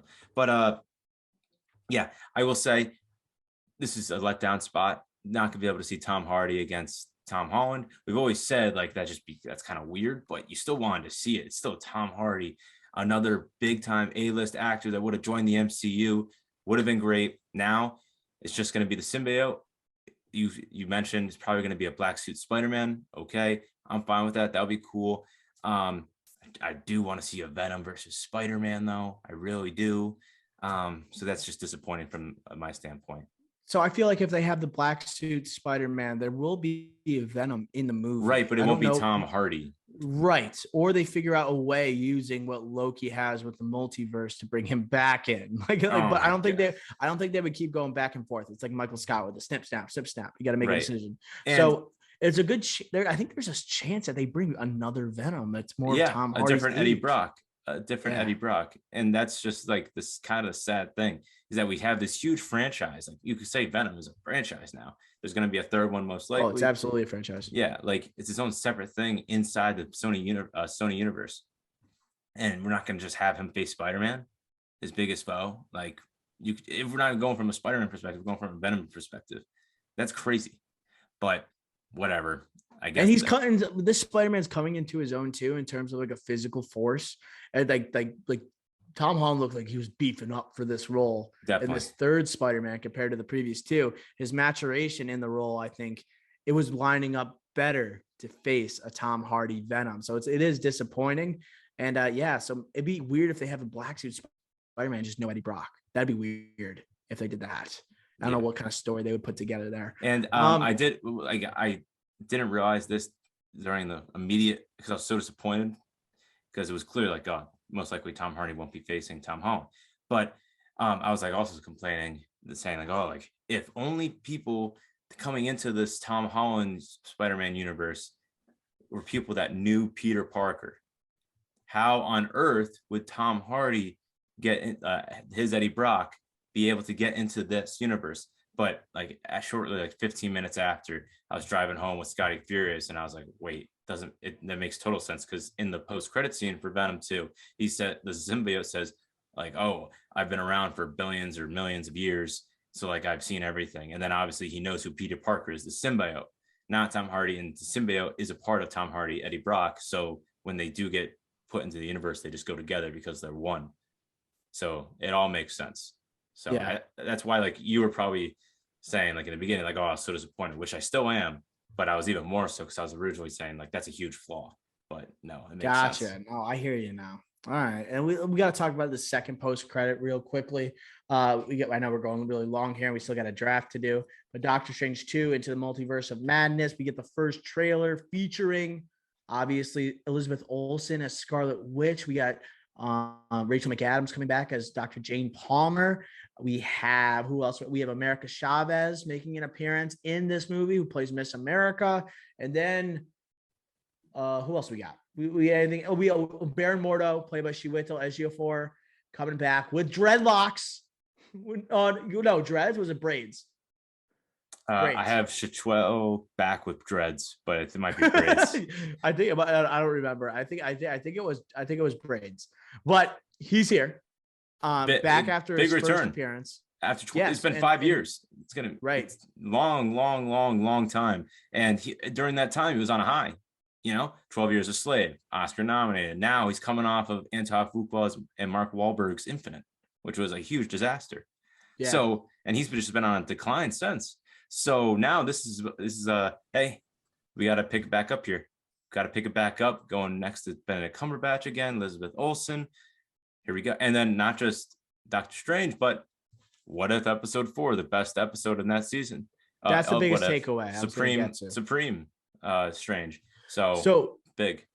So people have been kind of hinting that maybe we have Elizabeth Olsen, Scarlet Witch, being the villain of this series after her kind of semi-villainous role in WandaVision. And then we also have potential for Agatha Harkness for coming into this movie in some capacity when we have Scarlet Witch.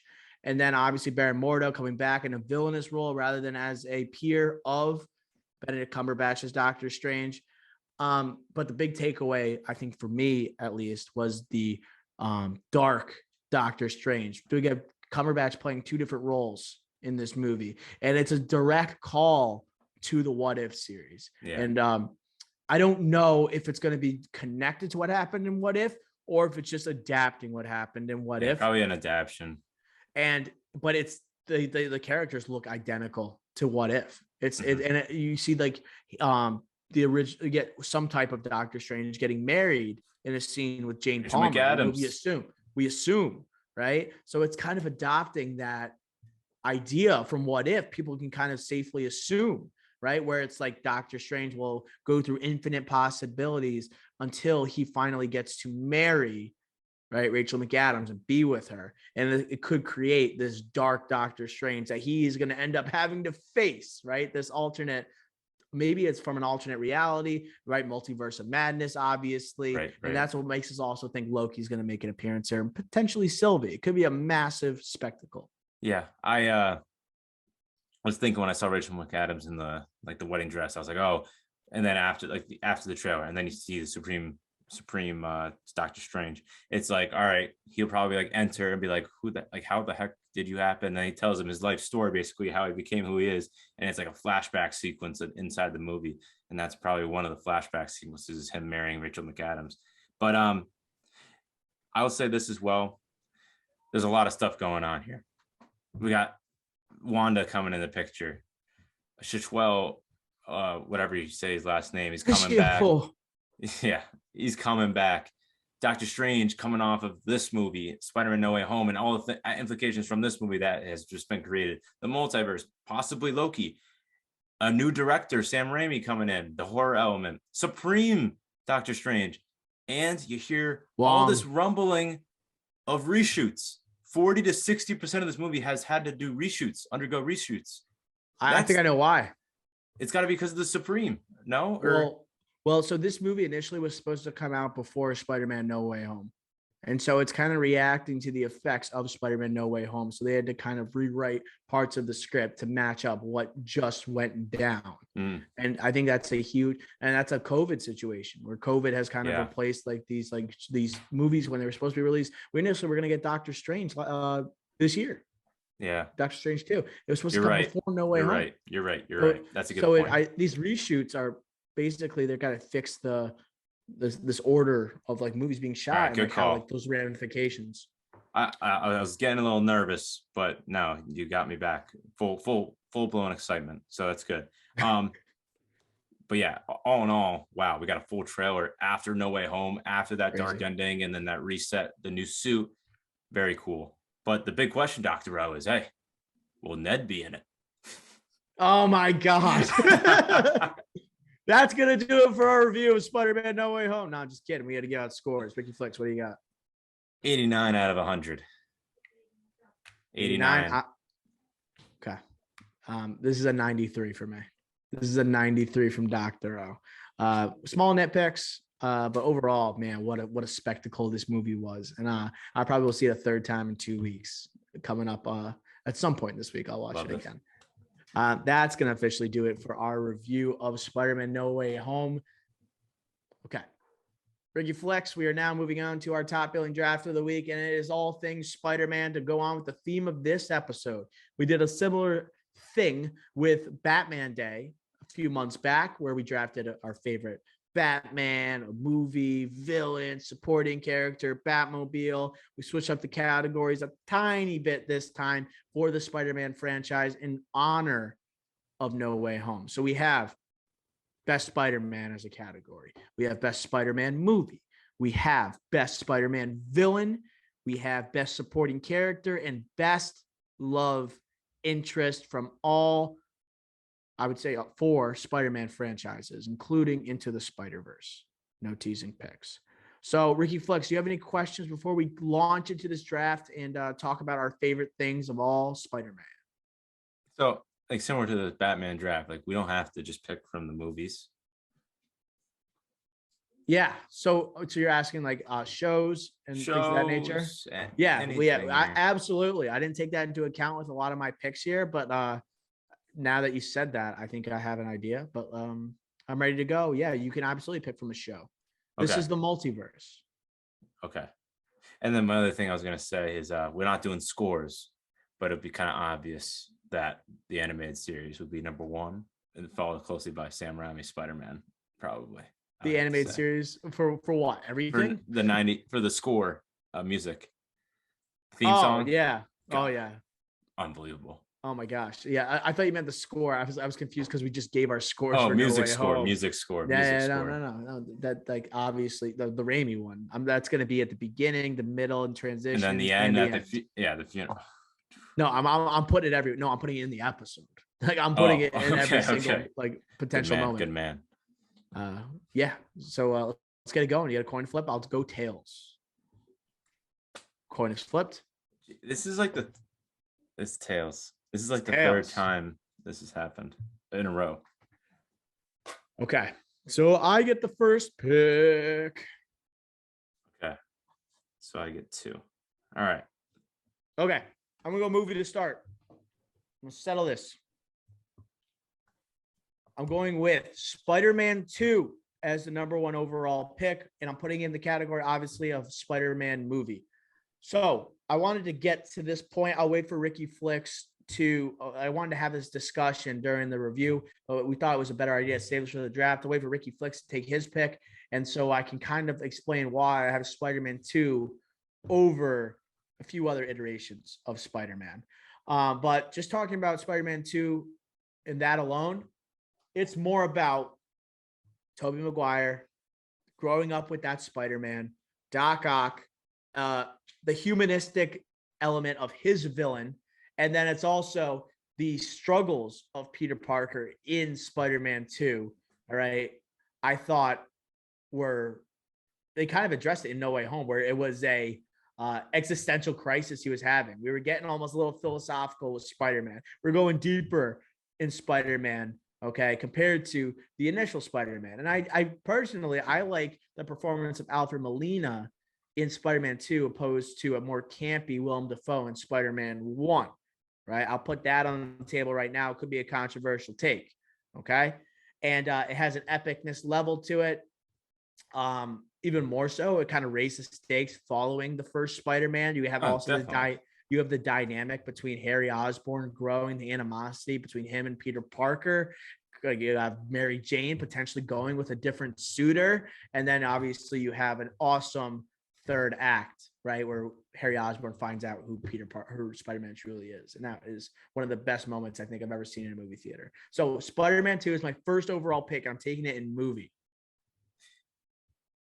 I think you kind of summed it up perfectly. That would have been my first movie as well. So I think you summed it up perfectly. If someone did say they liked Spider-Man, the Green Goblin, like Tobey Maguire's first, based on nostalgia, basically like the core Spider-Man, like the core origin story, basically the template, I couldn't knock them for that. But I do think, just up from all the points you said, like I completely agree. Spider-Man 2 is the greatest Spider-Man movie that there is. When you eventually take your movie, I'll go into why I took it over some other ones that people consider the best Spider-Man movie. Like, I'm willing to have that conversation, but I'm going to wait until you pick yours. All right. So you are now up with your first round pick, Ricky Flex. Okay. So Spider-Man 2 off the board. I'll wait for movie. Now, if I had the first overall pick, this is the pick I would have done. And it's based on pure value, basically pure value. I think I heard you say. It is crazy how we didn't mention him. I don't know if we did mention him in our review, but it's J. Jonah Jameson. J. Jonah Jameson as a supporting character. The ultimate supporting character. If you're not going to be able to pick a love interest, even if you did, I would still pick J. Jonah Jameson. The fact that they're bringing back J.K. Simmons, off of his high from this past decade as well. I know that probably is a huge factor, but the fact that they had bring him back, and not just bring him back, but he is in this movie a lot. He's not just behind the desk or just in the office. He's actually moving around. He's going to Happy's house to follow Spider-Man and to actually report on the scene. Like, he actually has an integral factor. And now, what's this next trilogy going to encompass for J. Jonah Jameson? Is Tom Holland going to get a job as a photographer at the Daily? Well, what does they call it in now here? Like this blog series, Daily Bugle. Is it still a Daily Bugle? I thought I saw a blogger or something. I think it's dailybugle.net. Okay, well, what if he gets hired to go there or something like that, so he can make money to earn like for that apartment that he has, similar a la Spider-Man 2 that we just talked about, Tobey Maguire's apartment. So all in all, easy for me to pick this first. Happy to get it here. Pure value. I'm going J. Jonah Jameson. Yeah, so this was I think it was my number one. It was this or another person, and I'm happy. I'm so happy I'm going to get this other person I want for supporting character. But yeah, it was surprising to see the significant amount of screen time that he received in No Way Home, and it shows that he's going to be a factor going forward, especially with Spider-Man going to be on his own. J. Jonah Jameson wasn't a huge factor, obviously, in the first two elements of this MCU Spider-Man. So him in this next trilogy could be something to see. And then if I was picking, like, obviously you got to go with the original trilogy just because of the mustache. And, the jokes that he cracks. If we have to be clear, I'm going with the original. In his interactions with Betty Brant and what's the other guy's name? I forget, but his assistants at the Daily Bugle. I do want to figure out, is it Ray? Like, what's his name? Charlie? What's that guy's name, Ricky Flicks? Can you help me? Yes. It's he's not a menace. You know what I'm talking about? Yes. Well, Betty Banks, right? That's Elizabeth Banks. Who? Yeah, she's Betty Brant. We got to figure out this guy's name. This guy was this is teasing a pick. I'm not going to pick him, but I thought about picking this guy. Who is it? I'm looking. Come on, Ricky. I'm looking at the cast here, but I'm not seeing anybody. It's Robbie Roberts. Oh, Robbie Roberts. I think it's Robbie Roberts. It's Robbie something. Yeah. So Robbie sounds right though. Like he was an awesome supporting character, so likable. And him going against J. Jonah Jameson, pushing back on him, I always enjoyed those scenes. But great pick, Ricky. So your supporting characters off the board. We're now on to your second round pick. Yes. So, okay. So, like I said, supporting characters, I think there's a clear 1-1 there. But everyone else kind of lower. Movie, you already took my number one movie. I'll wait for that. I'm just kind of talking you through what I'm thinking right now. Love interest is just so few. I'll wait. So, do I make the decision now for Spider-Man? Sure, I want Toby. I know after this movie, a lot of people are probably going to go towards Tom, but hey, I mentioned it before. Who's the alpha still? Who dominates? Like, when you see Toby, you just take your breath away. And I mentioned it before. He's the Christopher Reeve Superman. Tobey Maguire is the Spider-Man.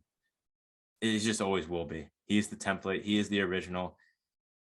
I want him personally, my favorite. Yes. He obviously he was 29 when he played Spider-Man, was not a high schooler. Tom Holland was 21, but looked like he was 14. So it made sense visually.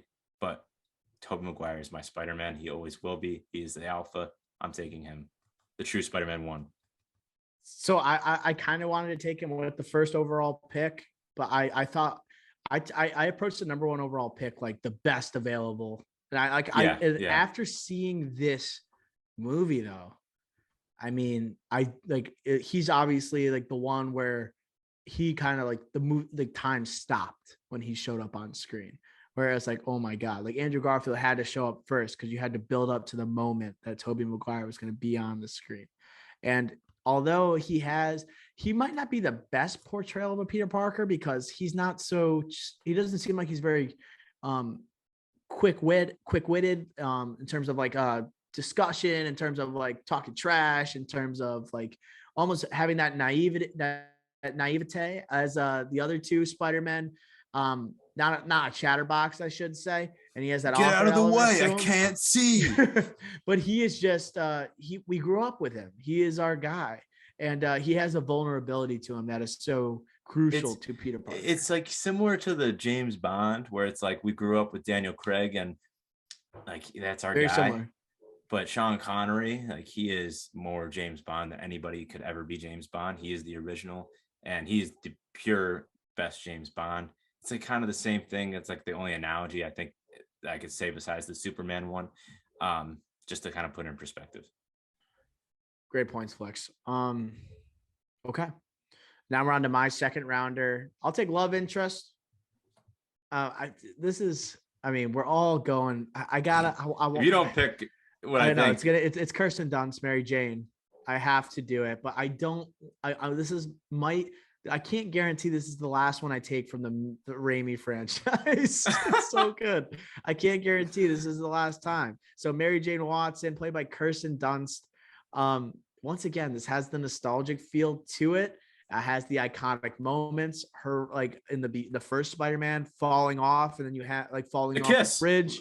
Can we talk about the kiss? Yes. We're gonna talk about the kiss. Wow. But, like falling off the bridge, and then you have like Tobey Maguire moment where he's choose the people of New York, and then he has to choose between her and Mary Jane, like in terms of like the what Spider-Man believes in. But the kiss is like the most iconic moment of any Spider-Man female in the history. It will never be touched.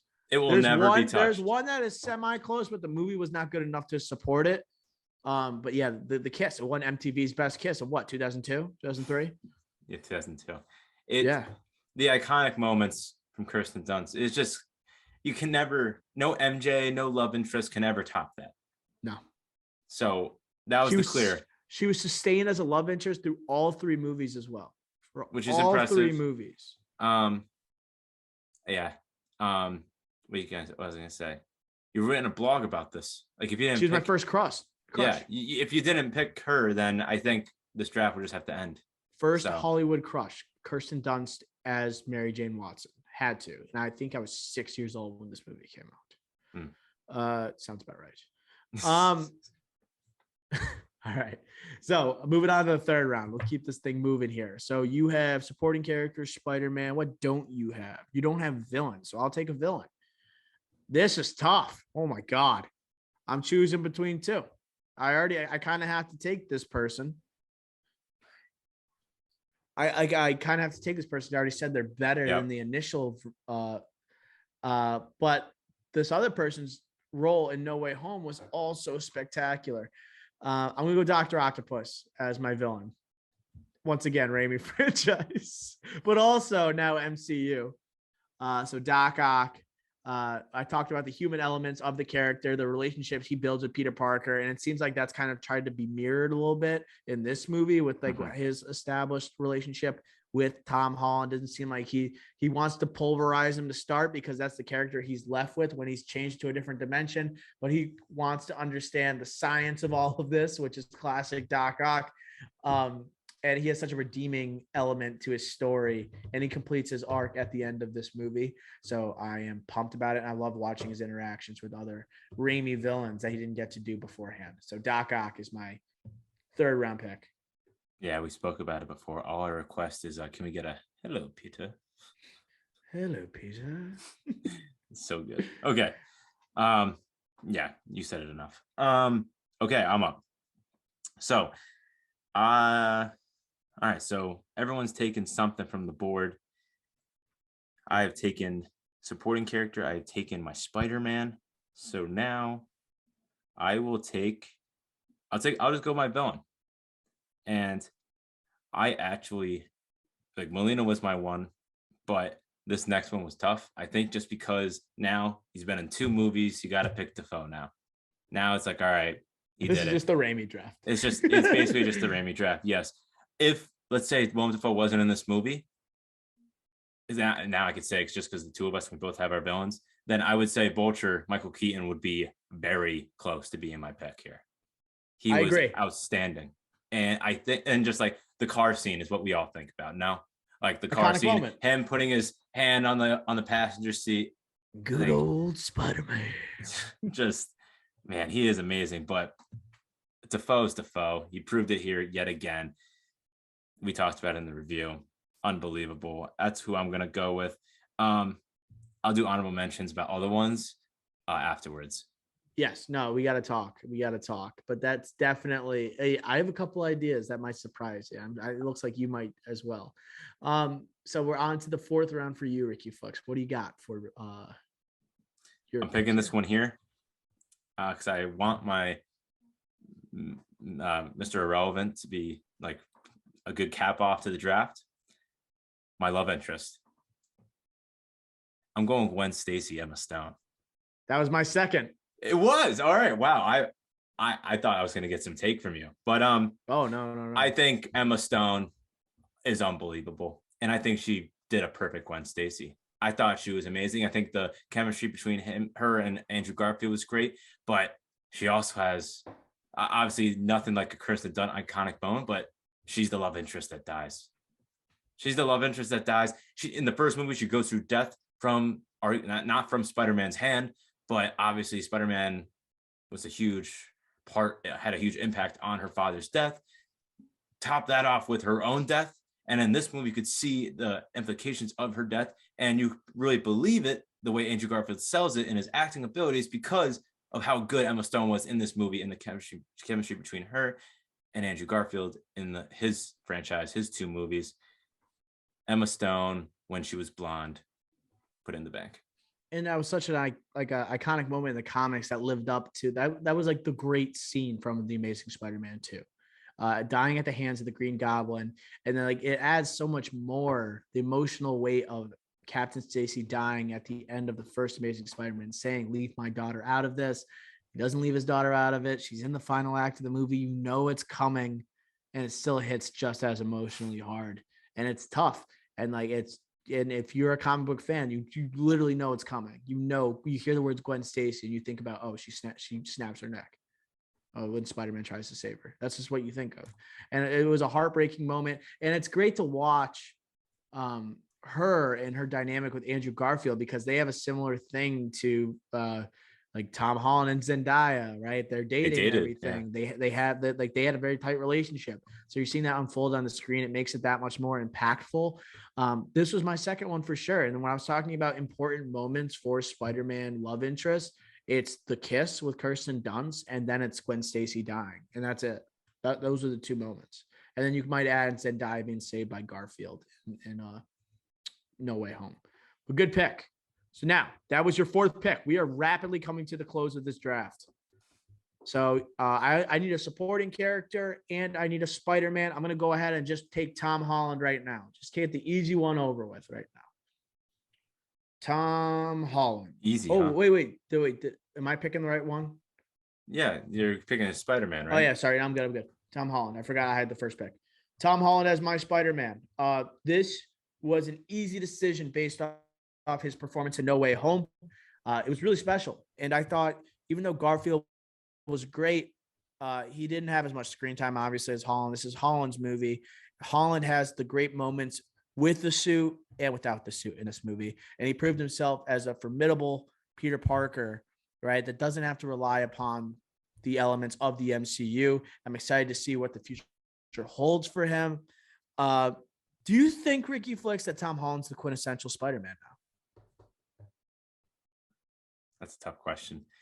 To this generation, for sure. I think, again, I keep saying this, but I think that's why this movie that we just reviewed is so good. The ending was perfect because I think this next one is going to be like we saw his coming of age, like high school. All right, whatever. That's all over and done with. Him being stupid, like fiddling with the spell or giving the Edith glasses to Mysterio. Like all those dumb choices are over with. He's making smart, mature choices. Now it's going to be him being who he's supposed to be, really becoming the true Spider-Man, not just in the shadow of Tony Stark or making these dumb decisions or trying to fix his messes. He's going to become not just the friendly neighborhood Spider-Man, but who he wants to be, who Aunt May says in this Spider-Man. With great power comes great responsibility. He's going to put that on the screen, and he will encompass the true Spider-Man of all time. I think he's just below Tobey right now.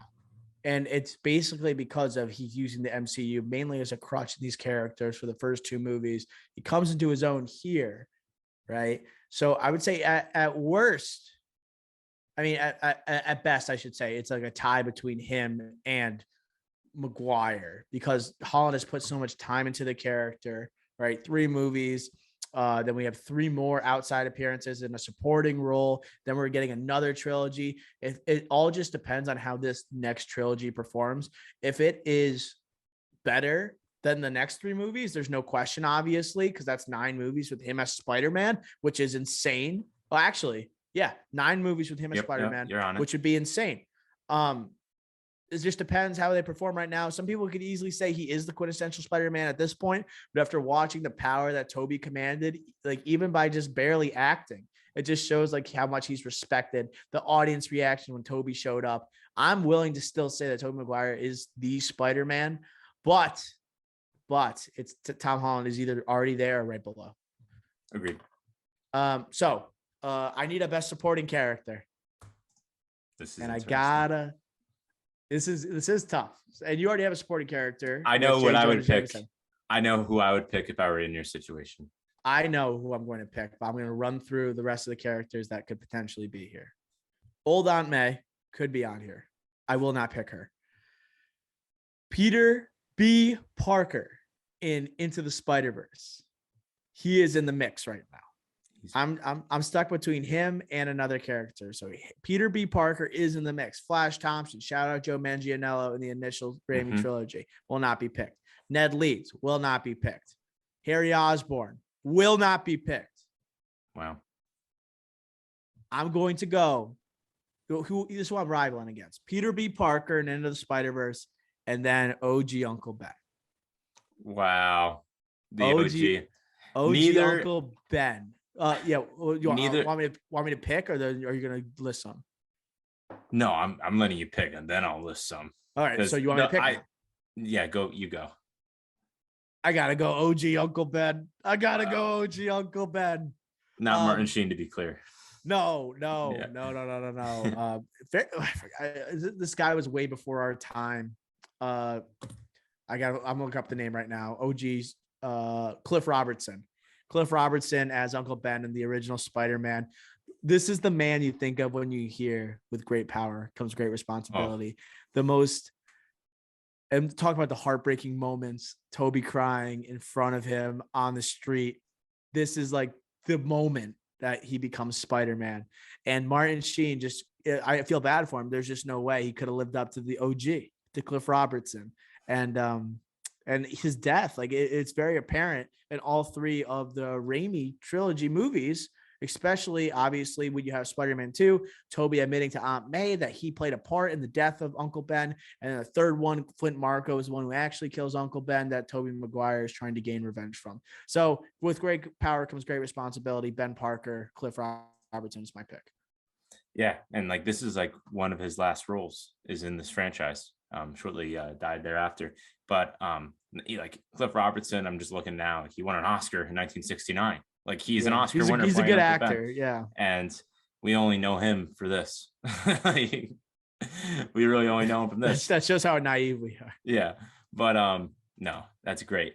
But do you want to hear, if I were in your shoes, who I would have picked? Spider-Man Noir. No, but that makes sense about Nick Cage, who I am. But no, Stan Lee.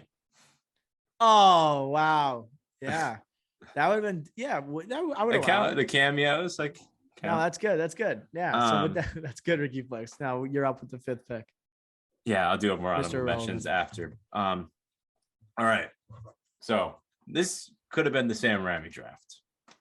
Okay, it is, except for 1 pick so far, 2 picks so far. For me, I have 1. You need a movie. I know, and my movie is not Sam Raimi. I'm going Into the Spider-Verse. I feel like this just gets picked some way, like on our drafts, like whether it's a music draft, animated draft, non-Disney draft, whatever. But the music, like, unbelievable. Leap of Faith has the iconic moments scene. You just mentioned Peter B. Parker, like Jake Johnson, kind of the mentor figure, similar to this movie, the mentor figure. Similar to this movie, like you mentioned, Spider-Man Noir, you had all the other Spider-Man like kind of rallying Miles Morales around him, and you get that collab. This movie visually appealing, the style, the flair, the comic book aspects, like with the pows and the punching, things like that, kind of the homage to the comics. Like I said, the iconic scenes, the intro to Miles Morales, something different. Like we're used to, we've had, this was right after the beginning of, this was after Homecoming. This is our third installment with a live action Peter Parker. This is just an intro to something different, a Miles Morales that we got hinted with in Homecoming, just something different to what we're accustomed to with Peter Parker. But we still get those elements that we're accustomed to with the Jake Johnson's Peter Parker character. So it's not completely new. We got a different Gwen Stacy playing a Spider-Woman who was also an honorable mention. Spider-Gwen, who could have been a love interest pick here. Maybe after the next Across the Spider-Verse trailer that we just got last week or the week before, maybe he will be, maybe she will be in that consideration next time we do a Spider-Man draft. And finally, you had another familiar foe, Kingpin, and a death of a Spider-Man. We got a death of a Spider-Man in this movie. Yeah, like this movie was just monstrous. And I honestly think it deserves to be picked here. Like critically, like I think it's right behind Spider-Man 2. So that's why I'm going to pick it as Mr. Irrelevant into the Spider-Verse. Okay. I give a lot of credit to this movie because it's an animated film that came out during the Tom Holland craze, and it still managed to have the success it did with a Spider-Man people weren't familiar with. That is an insane accomplishment. With that being said, I think this is either my number 3 or 4 favorite Spider-Man film. My first being Spider-Man 2. My second being No Way Home. Wow. No Way Home is my second favorite Spider-Man movie I think I've ever seen. And I've seen it twice. It's not just over one instant reaction. Seeing it twice, I'll see it again this week. I'm confident in saying this is my second favorite Spider-Man movie. And I'm not out of the realm of possibility looking back in 2, 3 years, 4 years, 5 years, 10 years and saying this could become my favorite Spider-Man movie ever made. Wow. And that kind of depends how I look back on Tom Holland after these next 3 movies. Okay. But that's what I have. I have it at number 2. It's now between the original Spider-Man with Tobey Maguire and then Into the Spider-Verse. And here's my thing with Into the Spider-Verse. Soundtrack, great. Animation, great. What I really put into and take into account is the actual performances by the actors. And having people that I adore on screen, Holland, Maguire, seeing their performances, these villains, more than just their voices, seeing them in their physical presence. A Willem Dafoe is a great example. Seeing the struggles that they go through as an individual. I think the performances really matter when it comes to making a great movie. It's acting. It's acting. It's not just voice acting. Your physical presence is a huge part of it. So I either have Into the Spider-Verse 3 or 4. So like Ricky Flux, where does your like top 4, how does it shake out for you? Yeah, I completely agree with you. I also kind of picked it because now I have 3 different franchises on my board. I kind of like that as well. But if I just go non-animated, like Spider-Man 2, it's clearly my number 1. Then Spider-Man. We mentioned all the iconic things like related to your Kirsten Dunst pick, and then my Dafoe pick. Just I'm gonna go with that, the iconic Green Goblin. But then after that, it's a battle between Homecoming and No Way Home. And I'm Far right from now. Home or from Homecoming and No Way Home, like first and third from Holland. Yes, Far From Home is after that at 5th. I think Homecoming is. I love it. I originally knocked it in the beginning because it like kind of relied on Tony Stark, but then again, like just watching it so much on cable, it's like usually you get sick of a movie. I think it's better every time I see it. So hopefully No Way Home gets like that for me, maybe surpasses it. But as of right now, after only seeing No Way Home once, I'm not going to put it as my 3rd confidently over Homecoming, but I could definitely see that. The favorite wise, like nostalgia, fanfare, like that's probably gonna be my favorite to watch. Seeing all 3 Spider-Man on the screen at the same time, like my God, and all these villains on the screen at the same time. But just as the best movies, that'll be 4, and then Far From Home 5. No way. So I love Homecoming too. Like all of the movies I stated, I love. Like I have 5 Spider-Man movies that I love. I can't say that about any other superhero that I know, I would say. that I love. And Homecoming, the reason I hold No Way Home higher is that we see obviously the progression of Peter's character played by Tom Holland, but I didn't like in Homecoming how he doesn't throw a punch the entire movie. Like he's a little softer. I like seeing it's a superhero movie. You want to see him fight. I want to see him brawl with these big bad villains. Yeah, I think him those fight sequences with the Goblin, I think take the movie to another level. I think it's incredible. And I think that's finally where like Holland proves I can actually fight. I don't like he's a smart kid. We understand that. And we see that with Mysterio in the second Spider-Man Far From Home. But No Way Home, he's a physical presence that I think that I need to see from my Spider-Man. Yeah, I can't disagree with you there. But again, another thing I would say is like I mentioned with the reset, this whole trilogy is like basically leading up to this reset. The first movie is like basically like not just because we saw in Civil War, he's like, I have powers and I'm recognizing that I got a new suit.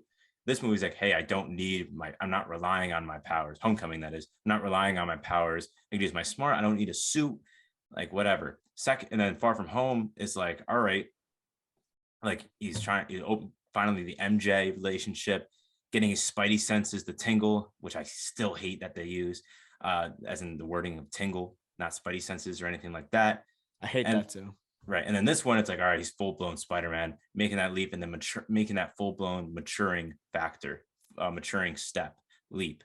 To finally, this next trilogy is going to be full-blown Spider-Man, full-blown Peter Parker, true to the comics, true to the original character.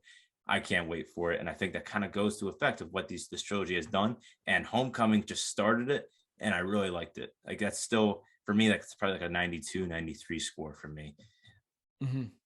And then my 89. I dare I say it. Where does this rank? Where's No Way Home rank with your MCU rankings?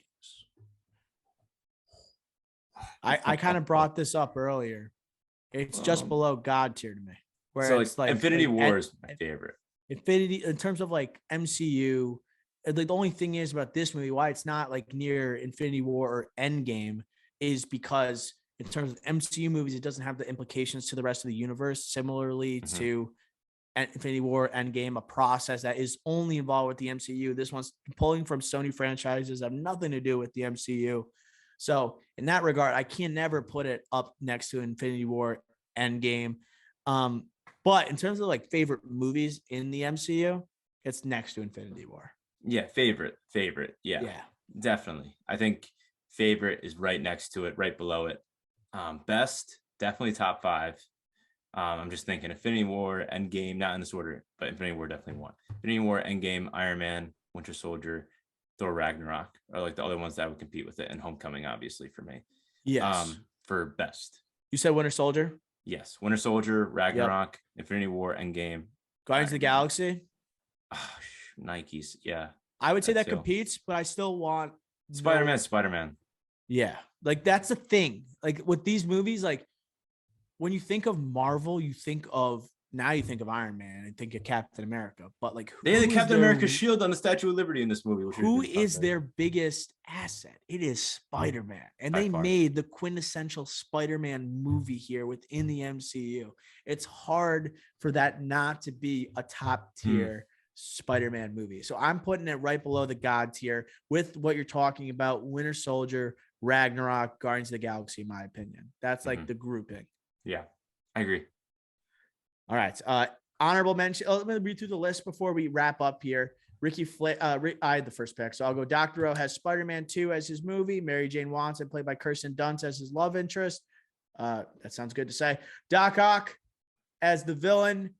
Tom Holland as his Spider-Man, and Uncle Ben as his supporting actor, played by Cliff Robertson. Ricky Flicks has J. Jonah Jameson as his supporting character from the original Raimi trilogy. He's got Tobey Maguire as his Spider-Man. He's got Norman Osborn, Green Goblin, played by Willem Dafoe, as his villain. He has Gwen Stacy as his love interest from the Amazing Spider-Man. And finally, for his movie, is Into the Spider-Verse. That's for our drafts. Any other honorable mentions you wanted to list here, Ricky Flicks? Maybe just go supporting characters first. Yeah, I don't have much. So we already talked about movies. If you wanted to say Tony Stark, I didn't want to do that. I know you could have done that. Doctor Strange, but I wouldn't have done that. And if you went TV series supporting characters, Felicia Hardy is a big Black character Cat. in the TV series. As a big supporting character. Love interest, yes, you could say that instead. So maybe Rich that's the love Dad. interest character. But yeah.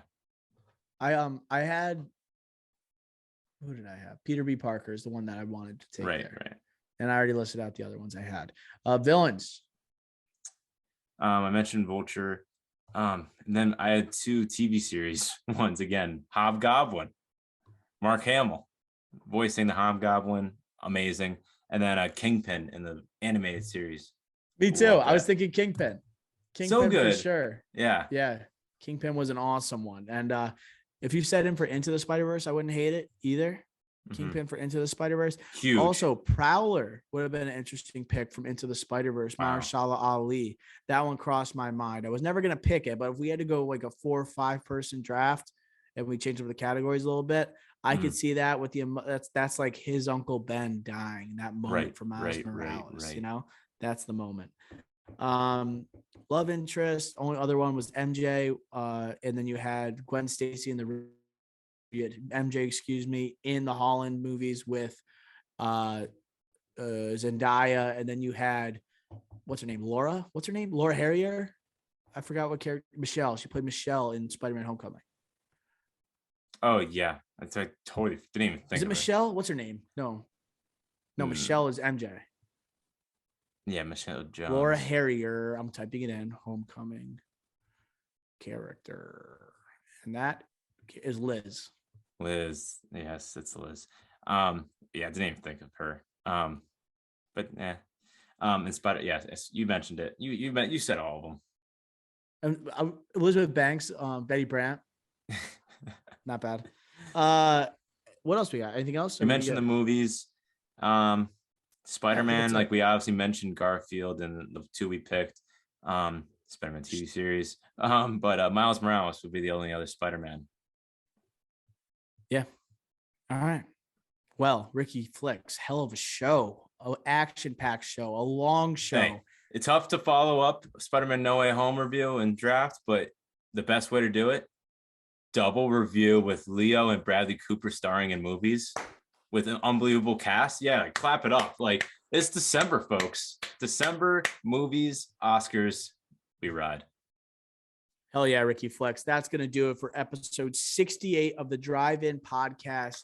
Make sure you are subscribed to the pod on all listening platforms or wherever you're most comfortable listening, whether it's Spotify, whether it's Apple Podcasts, SoundCloud, wherever you listen to your podcast, we are available. So make sure that you are tuned in weekly. We also make sure you're subscribe to the YouTube where this review will be popping up and this draft will be popping up. Make sure you subscribe to the blog, right? Where we're putting out fire blogs, fire content, fire reviews that you won't find on the podcast on a weekly basis. And then we have Twitter, Instagram, TikTok at the Drive-In Pod, where we are tweeting, posting daily. All right. That's going to do it for episode 68 of the Drive-In. Until next time, we will smell ya.